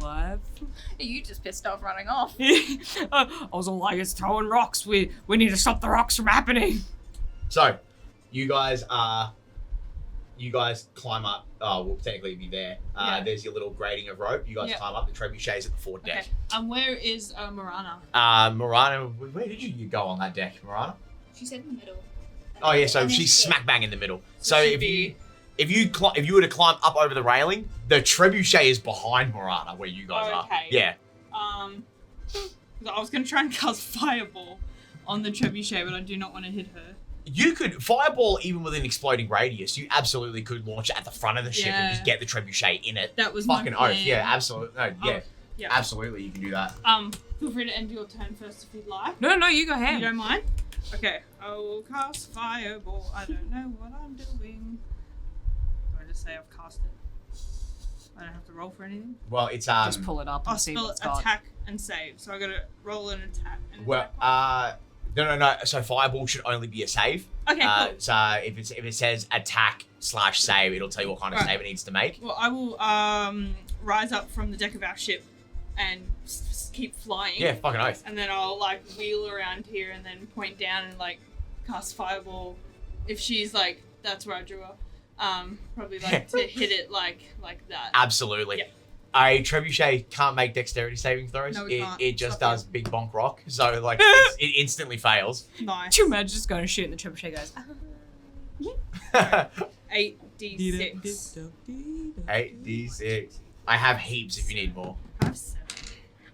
And I'll just reroll one. That's okay. I got dice juju issues. I mean, fair. That's good. Okay. Can you be calculator, lady? Absolutely. Thank you. 6. 4. Yeah. 5. Yeah. 4. Yeah. 5. Yeah. 3. Yeah. 3. Yeah.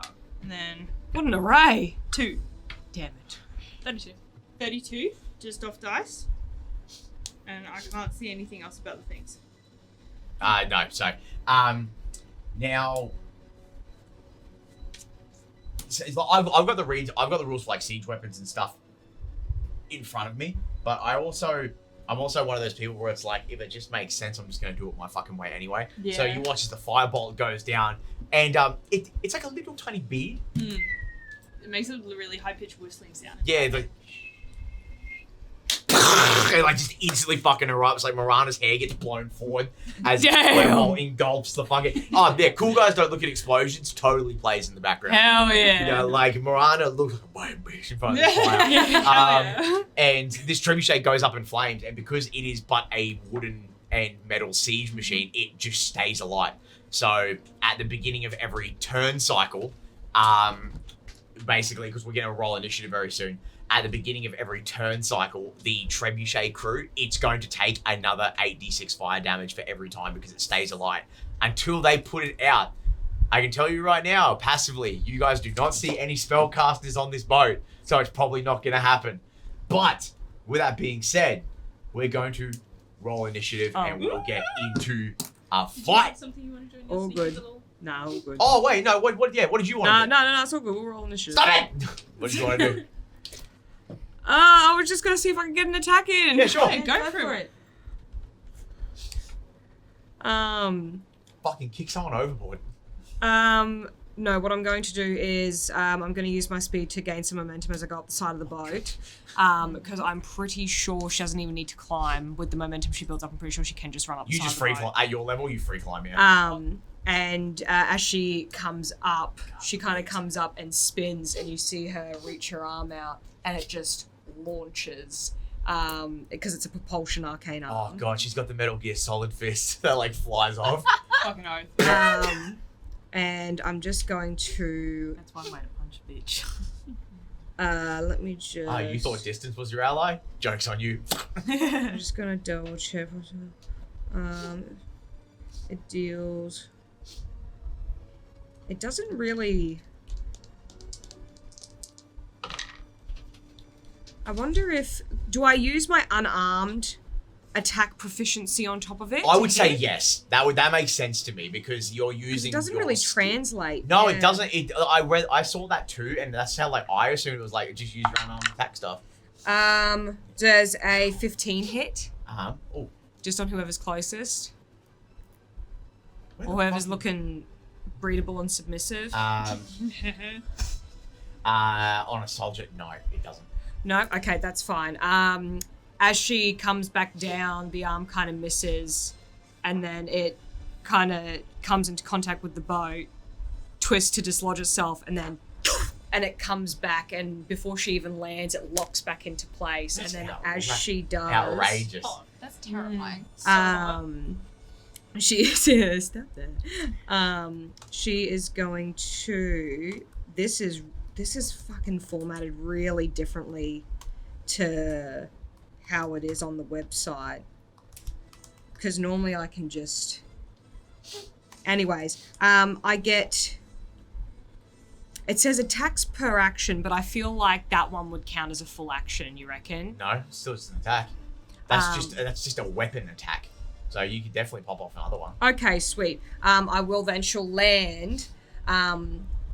She'll look at the soldier that she missed and go, "Fuck you!" And then she's gonna try and launch it again. Oh, yeah. He's God. Natural 20! That's a 30 That'll do to hit! Yeah, that'll do it. So let me just...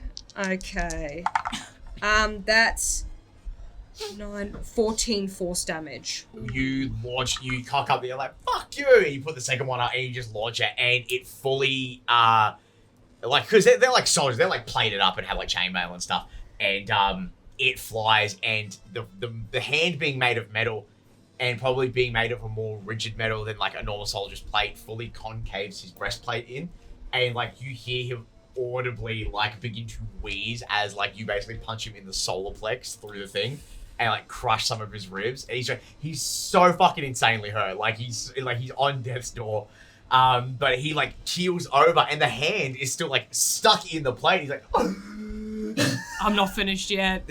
She runs after it, and as she runs towards him, she holds her arm out, it thunk, and then she just reaches it back and fucking bonks him right on the head with her bonus action. yeah, for sure. For a 25 to hit. Yeah, that'll do it. Let me just... that is 11 bludgeoning damage. With 11 bludgeoning damage, with the metal hand. So as you run, the hand dislodges and reconnects, and you wind the momentum up and bringing the steel fist down. You guys that are on the deck watch as you like pummel the top of the helm in, knowing full well that metal has like forcibly concave the top of his skull, and he just goes limp. And like a Grand Theft Auto NPC when you hit him, like he fully goes ragged. But like he's out, like he just gone. She turns around to see where Andromeda is. Do you love me now? It's the first time you see her smile. I'm in, boys. Now it'll be initiative.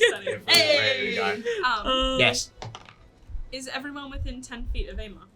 On this But if you also you guys all climb up together, yeah. yeah? So, Except Morana. Morana will be like 15 feet. okay.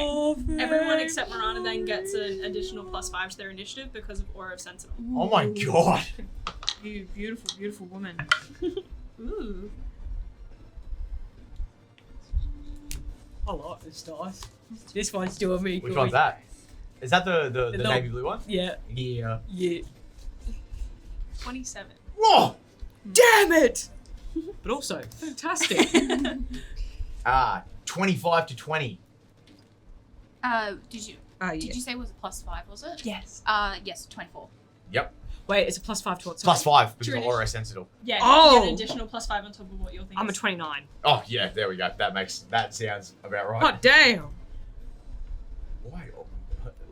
Oh I'm my trying god, to write plus Eleanor. 5 to initiative. Damn. I'm trying to That's write Eleanor goated, and yeah. it just said Lenore. I don't know why I did that. Same name. So Eleanor and then Amar. What did you get? 24. 24. What was yours? What the fuck did I say? It was 27. Yep. And so that'll be Andromeda. What did you guys get? 19. Did you? With the +5? +5? With the I +5? don't She's get it. 15 Oh, feet yeah. away. Oh. I got it too. Fuck, man. That's. God, Listen, so rough. I feel like it is a curse for me every time It I play is. a new character. I get shit initiative the You first ever battle. do. Every time. Okay, so what you guys immediately see on deck in battle sense is there are five. Oh, I gotta roll for the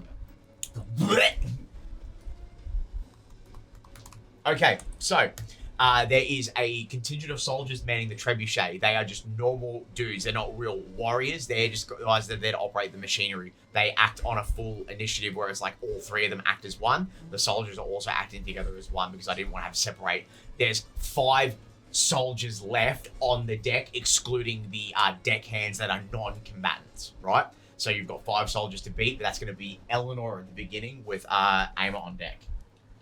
Okay. I'm just gonna launch the arm again to the next nearest schmuck. Schmuck. With a 20 to hit. Yeah, dude. So she'll just run up to the next one. As soon as she hits 20 feet away, which I assume is not going to take her very long at all, she's Nope. going to launch it to hit. Yep. That's going to be 4, 9, 14 force damage. And then Oh, yeah, you watch as the arm flies off, and you're smart. You watch him go to, like, pull a sword, and you're like, yeah, not today. And you shoot it, and as it launches, the metal hand hits the underside where there's no plate, and with 14 points of damage, you fully watch this dude's arm, like, break. So, arm, and then Delicious. turns into an L. Like, it's just broken, and he's shrieking. Morana, you're way too excited about it. Yes, bones. She's gonna run up. It'll attach. As it attaches, she's gonna come in for a second hit with Yeah. her own arm. Yep. That's only a 15 to hit, so I'm assuming that's a miss. That is a miss, unfortunately. Yeah, and then she's gonna come in again with her third hit. Yes. With the metal arm, which is a 19 to hit. That'll do it. Okay, that one. With a 19, I'll give it, their AC's 18. So. Perfect. That's only 7 bludgeoning damage on that. What was the first one? The first one was 14 and then 7. Yes.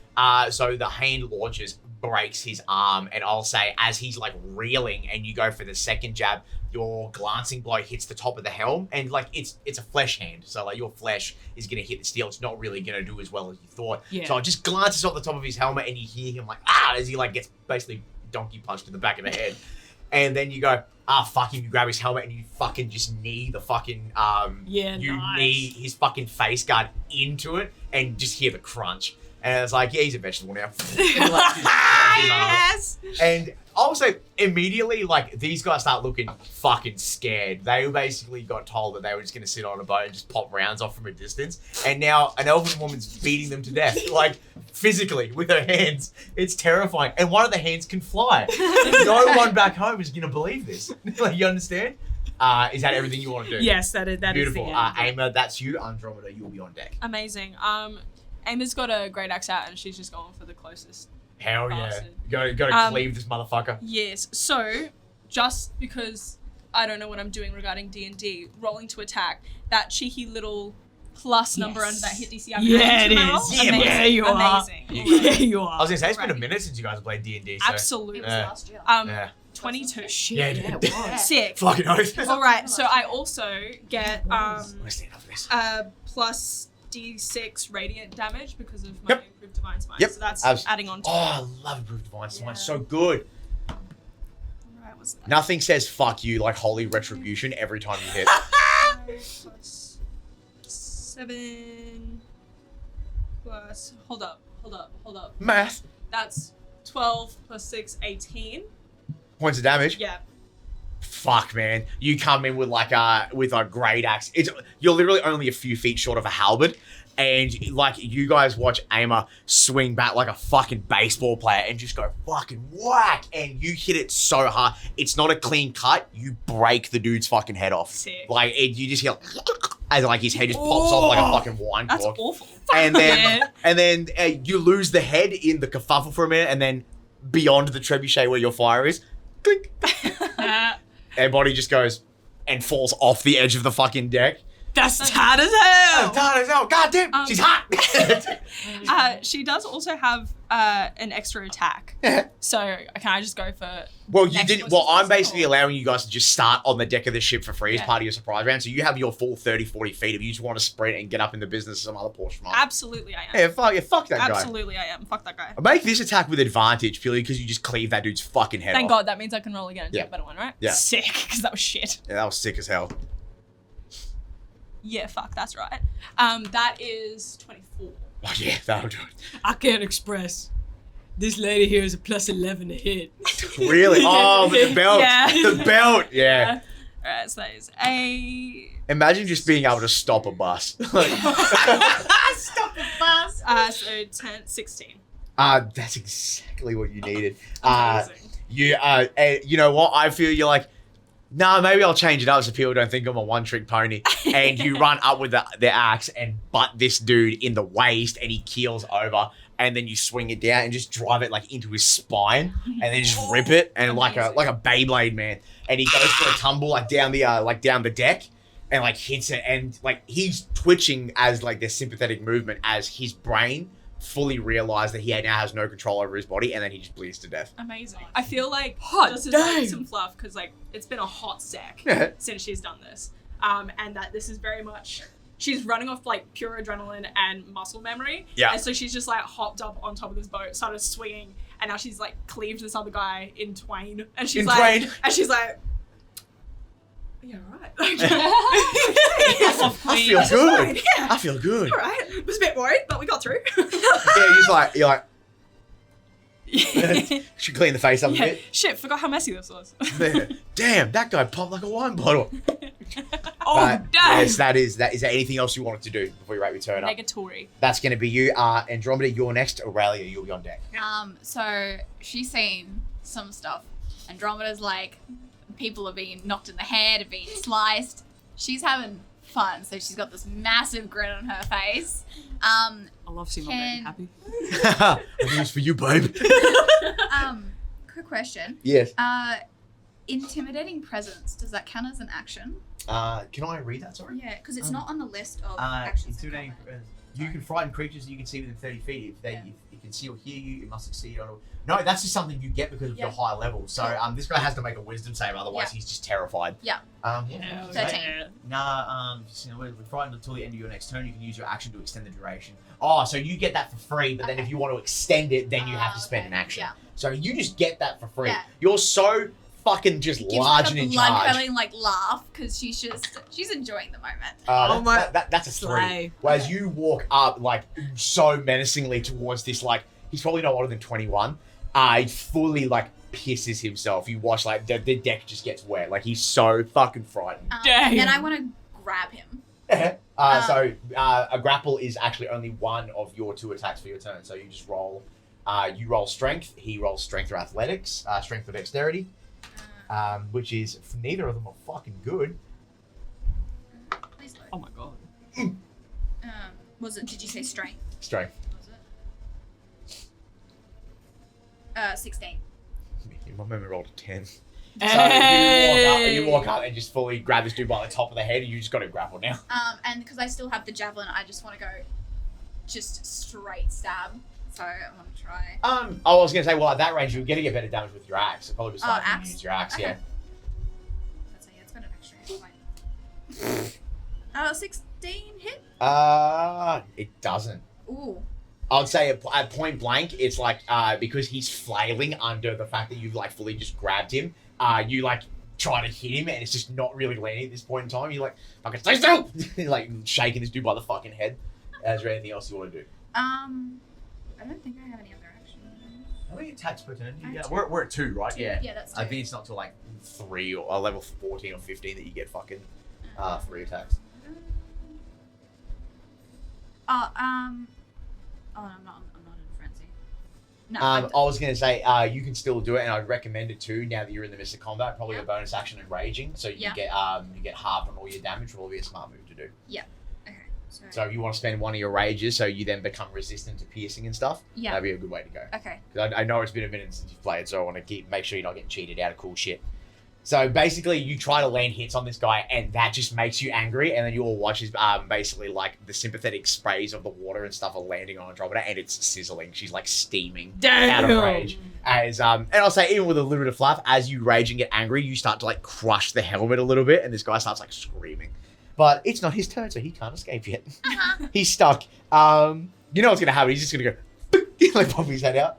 Aelia, it's gonna be you. Okay, I will. You're still in the air at this point, aren't you? I am still in the air.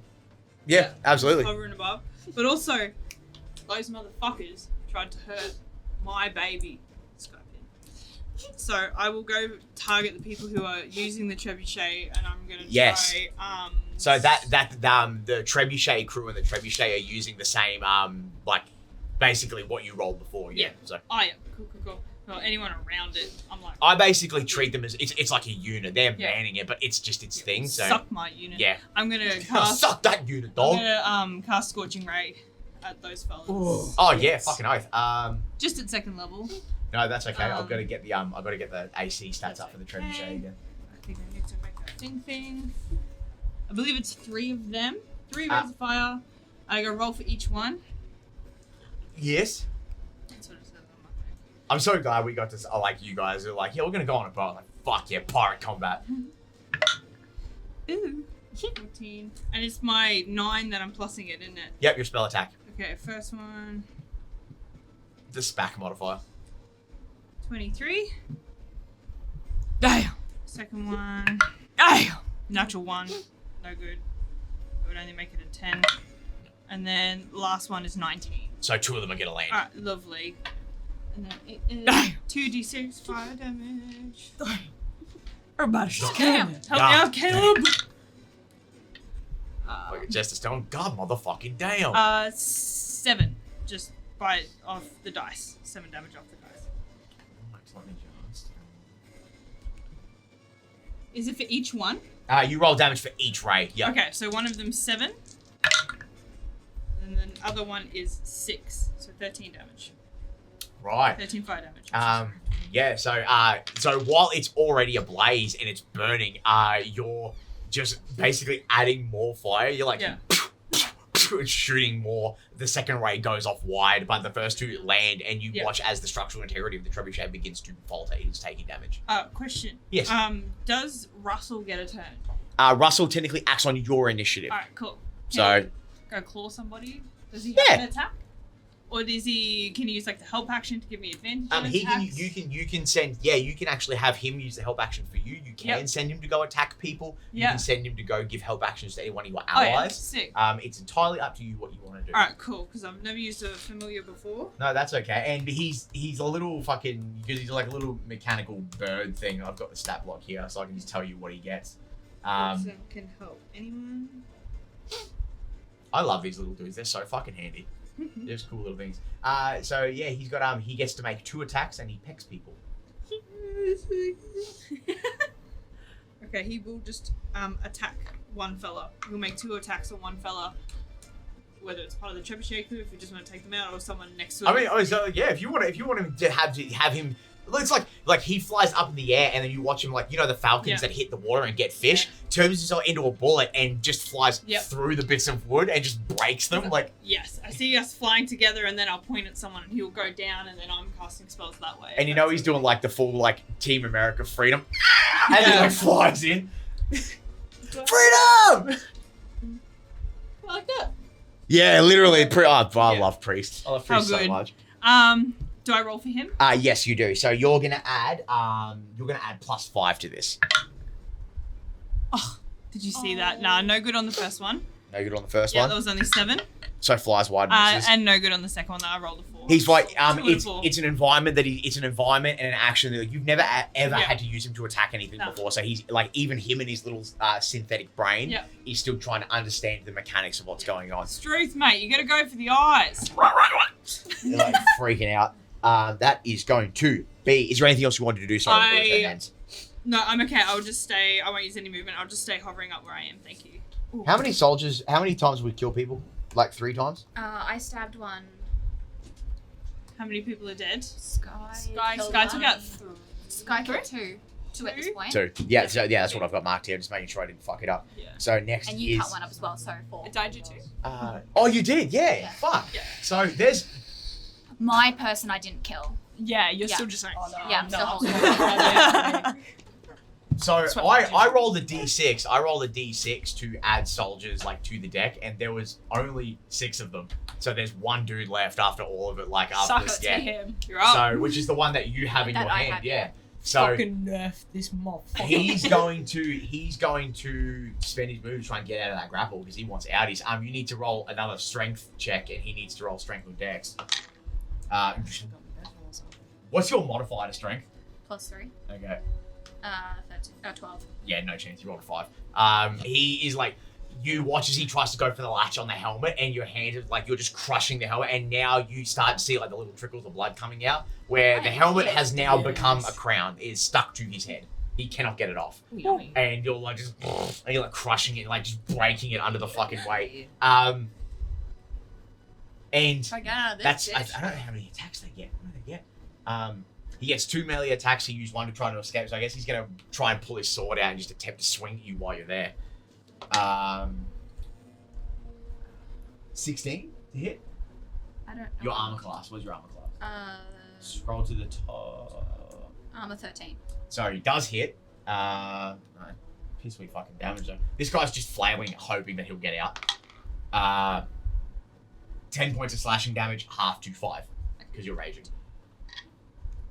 Yeah, that sucks. He can feel his cranium slowly being forced inside itself, and he swung wild with the sword, and he gives you like a little nick on one of your rigid abs, and it truly ain't nothing. Glances off the arm. Yeah.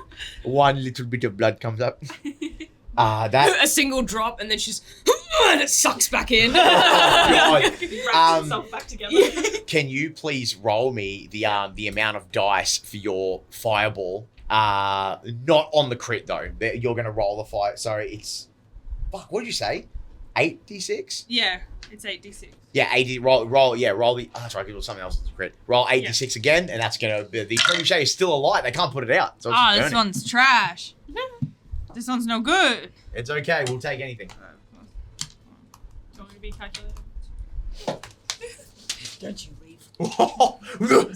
Plus 1. Plus 2. Plus 2. Plus 2. 15. Hang on. Plus 6. Hey. 21. 21. 21. Nice. You stupid. Bing bong. Fuck your life. Every time you say that, it's a Dark Horse one. You don't say it enough for me to get prepared to it, and then you say it, I'm like, A catcher really left field. yeah. Yeah, that's the best bit. You just slip in at random. I'm hauling ass, bitch. That's my Sleeper fa- agent. Yeah, it's literally MK Ultra. That's the soldier. There's now only one, and he's screaming. And that was it's Trebuchet's turn. They're still alight. The crew cannot do anything. However, they are going to unleash. They are going to unleash a round off. But they have to roll to see if they hit their fucking target. So Oh, that's what fuck. no. Thank God. Thank you, fuck. No, yeah, it's only a 12 in total. So, due to the fact that the it's ablaze and you're hearing them as they're trying to crank it to turn it to adjust it, there's like heavy groaning. The wood can't stand the weight now because it's been damaged by like the fire. So, the guy just goes, just fire it, and they just cut the rope and it fucking just launches, and you watch it just go askew. Like they can't get it to land. Out. That's it, and it it takes 2 actions to aim it and 2 actions to load it.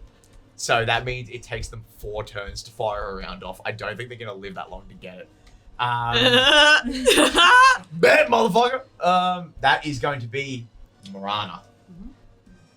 So you're just sitting in the middle, like.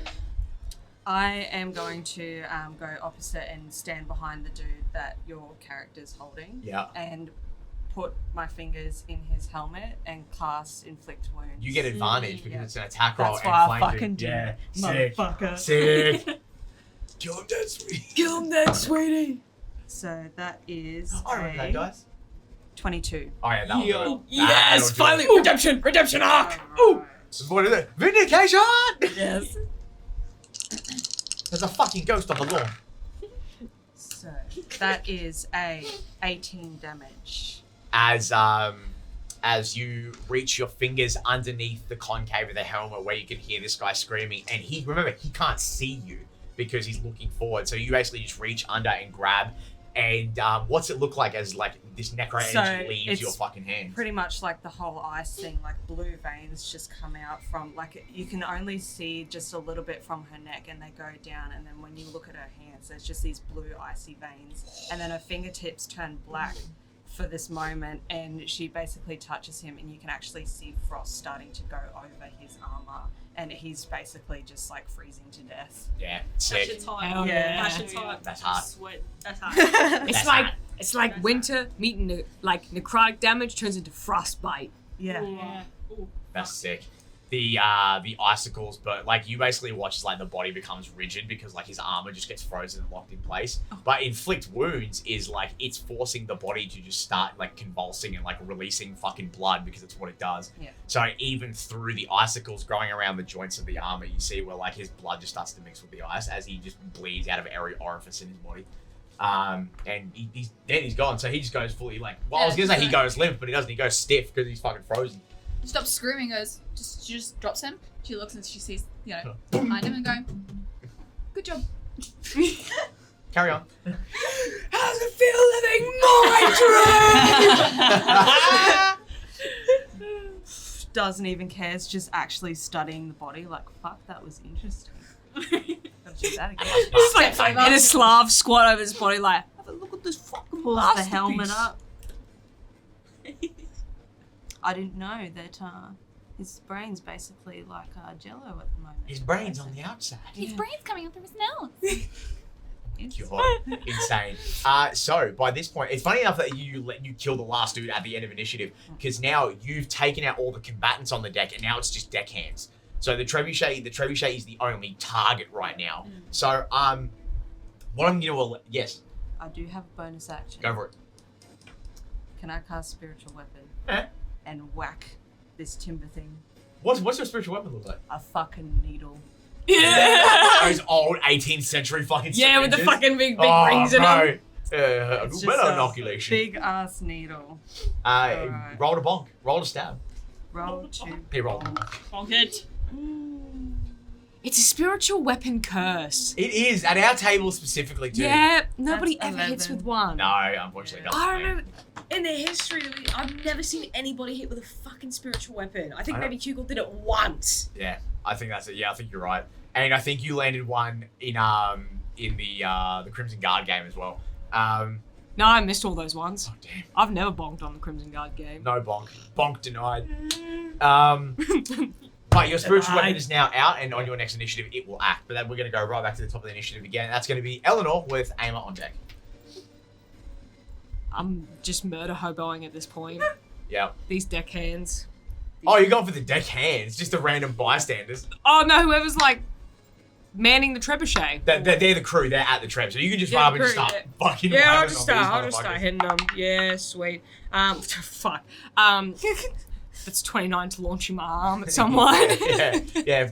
So the guy's manning trebuchet. So the trebuchet, the actual machine, has the HP and shit. But if you're taking out, no, here's the fun bit. If you're taking out the guys, you basically just stop it from working. Yeah. So Eleanor just goes, like, would you run up to him like to gain momentum, like, or would you just do it? From Yeah, a she distance? just run up and like just jump off something, just like fucking tonk.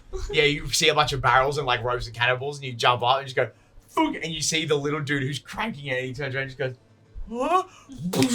And like, just fucking, dude, they're like common people. They got like 4 HP, man. So like, if you fucking, Still low.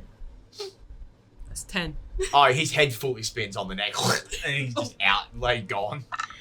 Retracted. But now the trebuchet is completely inoperable because it has no crew. Oh, okay. It was just one dude, was it? Well, no, there's 3 guys on there, but getting rid of one of them means it becomes inoperable. It needs 3 Oh, men shit. to run. Still gonna kill him. The enemies at the state. You're fucking terrorists. 18 to hit on my next one. Oh yeah, Yeah. yeah. Johnny, you want me here? I'm pretty sure Yeah, in 7. you know, if there was a Geneva Convention in my high fantasy world, this is technically a war crime. Oh, and natural 20 on the 3rd hit. Oh, you're dead. yeah, just hunker down. Go on. Yeah, go on. You know what? Fuck it. It's Just 11 on the just third. for fluff, because you got a natural 20 on the last one, and the trebuchet is now inoperable. There's no combatants left on the deck. Right, your robotic arm comes in after punching the 3rd guy and killing him on the fucking spot. You hold the last dude kicking and screaming with his back against the flaming trebuchet. You watch as like his clothes begin to burn away. And like, no, because it's your left hand, right? That's robotic. I think it's your Left hand, yeah. So you like full JoJo's Bizarre Adventure style, and you fucking just hit him Punisher Warzone style, where he holds that dude against the door frame and punches his head in because they have nowhere to go and the bone just breaks under the pressure. You punch through his skull, hit the beam, and the trebuchet fully just tilts and fucking falls apart. Damn! Nice, Gary. Yeah, I'll never get better than this. This is where I peak. That's it, killing innocent people.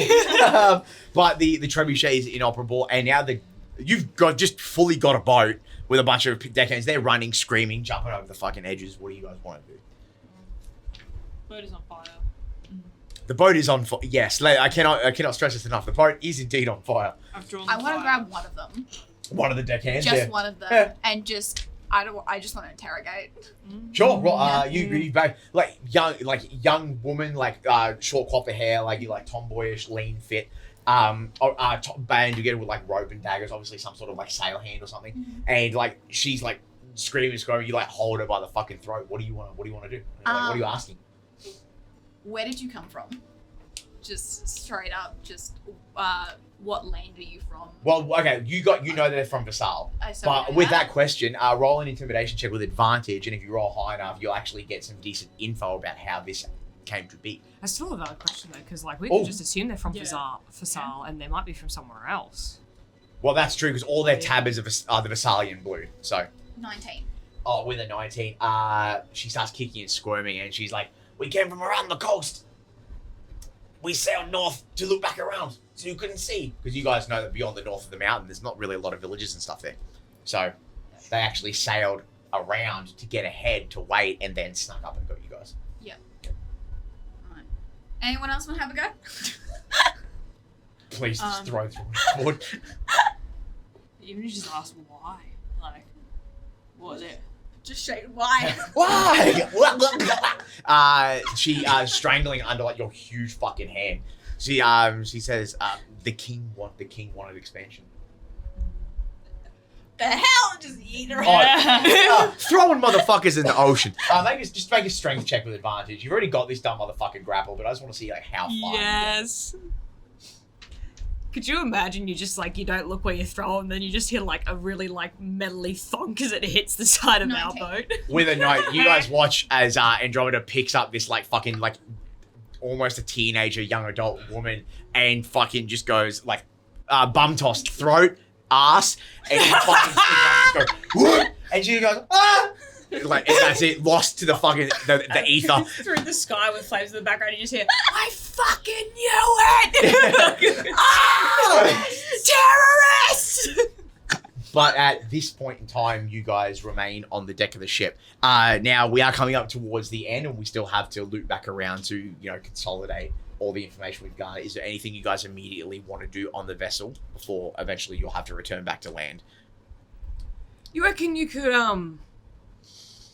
I've seen you doing that fire shit before. Reckon you could just do that to the controls to make this frigate absolutely inoperable? Yeah, mate, not a problem.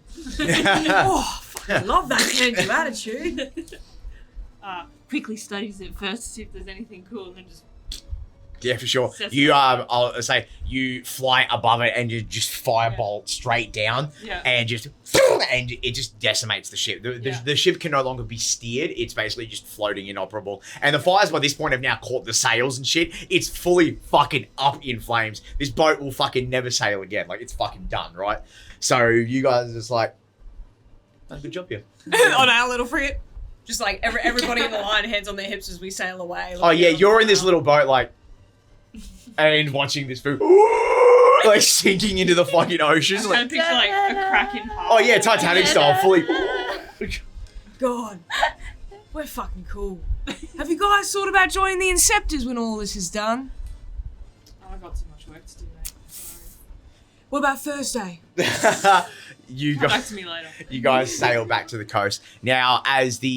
With one ship going down, you have instigated disarray amongst the ranks. The fact that one hidden vessel has now been decimated, it has thrown their entire triangular formation into disarray, and you find they actually sail back and retreat to garner more distance, as the soldiers are now finally launching ballista and stuff from the coastline in attempts. So as you guys are like sailing your little frigate back, you're watching huge ballista bolts flying through the fucking air, and some of them are like and hitting the sides of the ships, and they're gradually getting closer. I would say, even at a glance, you see one poor fucking sod look over the edge, and fully just fucking goes through him and takes him the fuck out. He's like pinned to the floor of the deck. He's like gone. It's bad. But the tides are slowly turning, but it's also still a losing battle because they just caught you guys by surprise. You sail back to your land, and you hit the deck. Now the dock fires have been put out, thankfully, so there's a little bit more control. The grounds are regulated. There's more soldiers around. They acknowledge you as you come, and they acknowledge you guys as you walk out. But one of the knights that you know, who's one of the other like little lance corporals, he runs up and he's got a sending stone in his hand, and he runs to you, and he says, "No." He's like covered in soot, like sweating, like, you know when you're covered in soot and then you sweat and it streaks your face, like that. And he's like, "Beyond the mountain, they've taken all the important people there. You should go there. Link up with them. We can hold the city." Basically, the idea is people that are important are getting fucking told to fuck off so that they survive, and the soldiers are gonna hold the fort. That's what they're saying.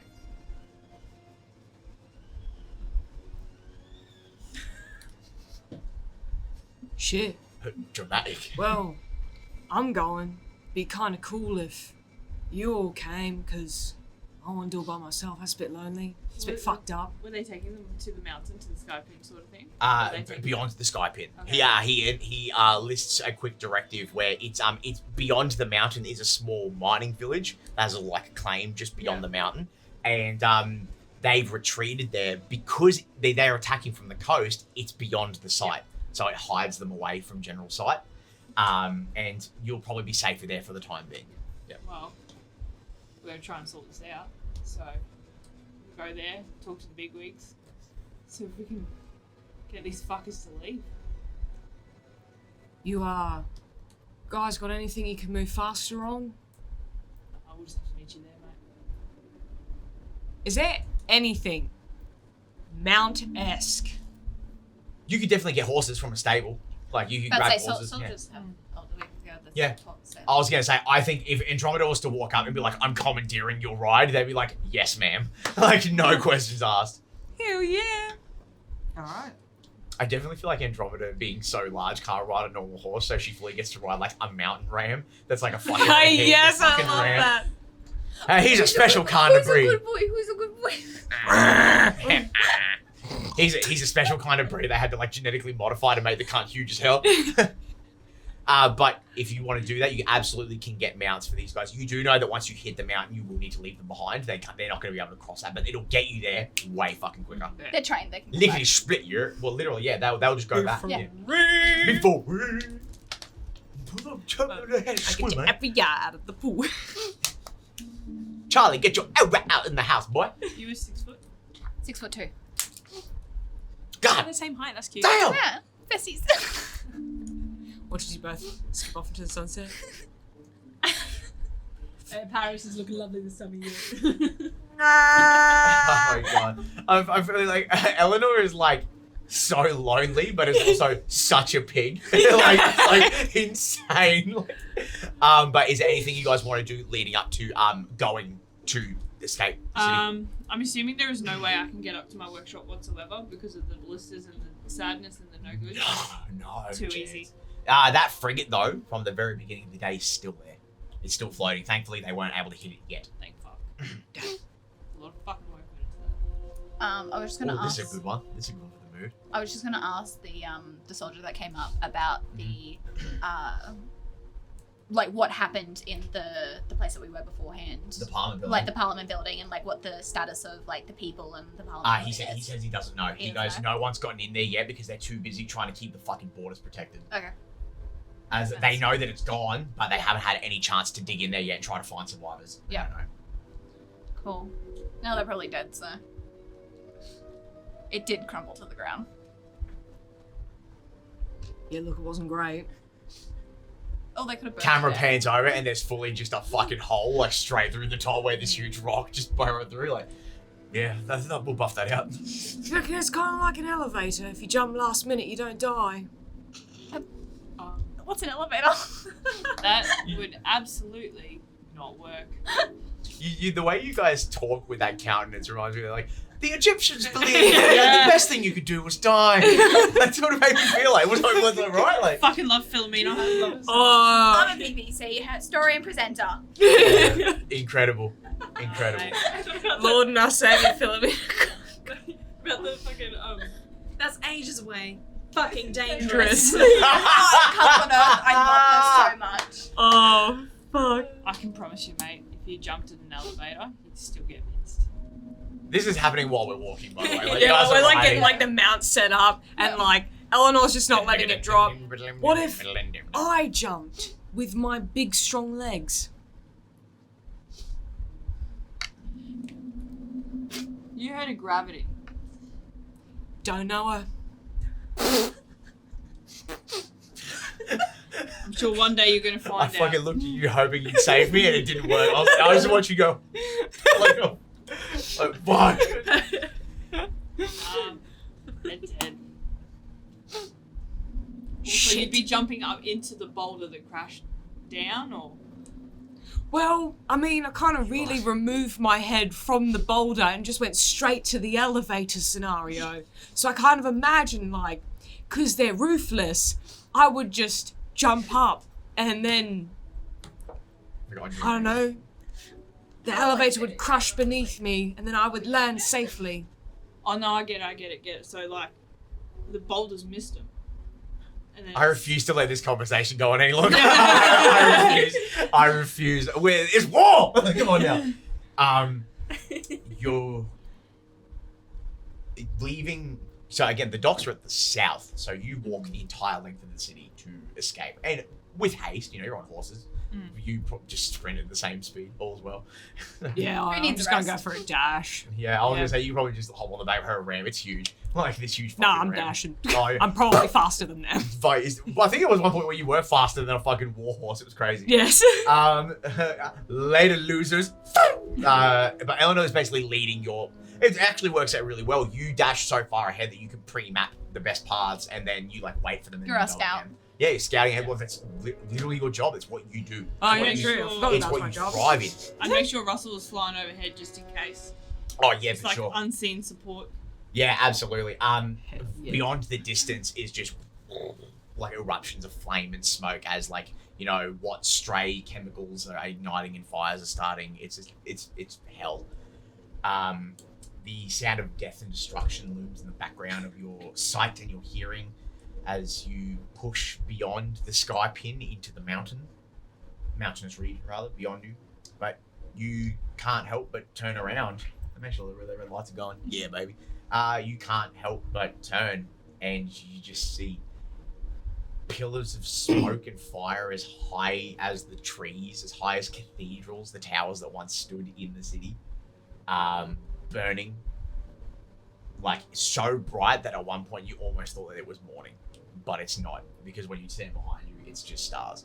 Fuck, I forgot it was I nighttime. also That forgot whole nighttime. combat scenario, I was like, it's a lovely Thursday summer afternoon. sunshine. Well, again, I feel like the realization hits you even harder when you realize that the only reason you could see is because the flames were burning that bright. Yeah. You thought it was sunlight. Yeah, shit. And I would even ever so faintly. You know what? I think it'd be Morana too. Morana having the highest passive perception. Just on the wind, you just hear the shrieks and screams of death and suffering beyond the chasm where the rest of your party can't hear them. But you persevere and you guys push on. Beyond the mountain, you find the small village that's tucked away and a small contingent of soldiers are there. At this point in time, no one attempts to set any forward operating base. It is strictly for you guys to rest, heal your wounds, heal your minds and your souls, and hope that in the next few hours you will have a better chance at figuring out what the fuck is going to happen next and what we're going to do. And that's where we'll end this episode of our war story, and we'll come back in the next one. Which for us is literally the same day, but for you won't know that. But it's okay. Yeah, you won't know fucking magic. Yeah, magic! Magic! Really cool, guys. Really cool. That was fun. It was fun when you guys did like solid stuff. That was cool. So yeah, we'll be back. Do we put that as a long rest? Or? You guys, I will allow that to be a long rest. Give me my fucking spell. Especially if you're sitting on a horse for fucking hours, I'll just cheers, long rest, whatever. Yeah, get my hit points back. Because it was only like 7 o'clock at night, so 8 hours is still going to be early as fuck in the morning where the sun's still getting on. But we'll cover that more in part 2 of this adventure, and we'll see you guys in the next one. Yay. Bye-bye. Woo!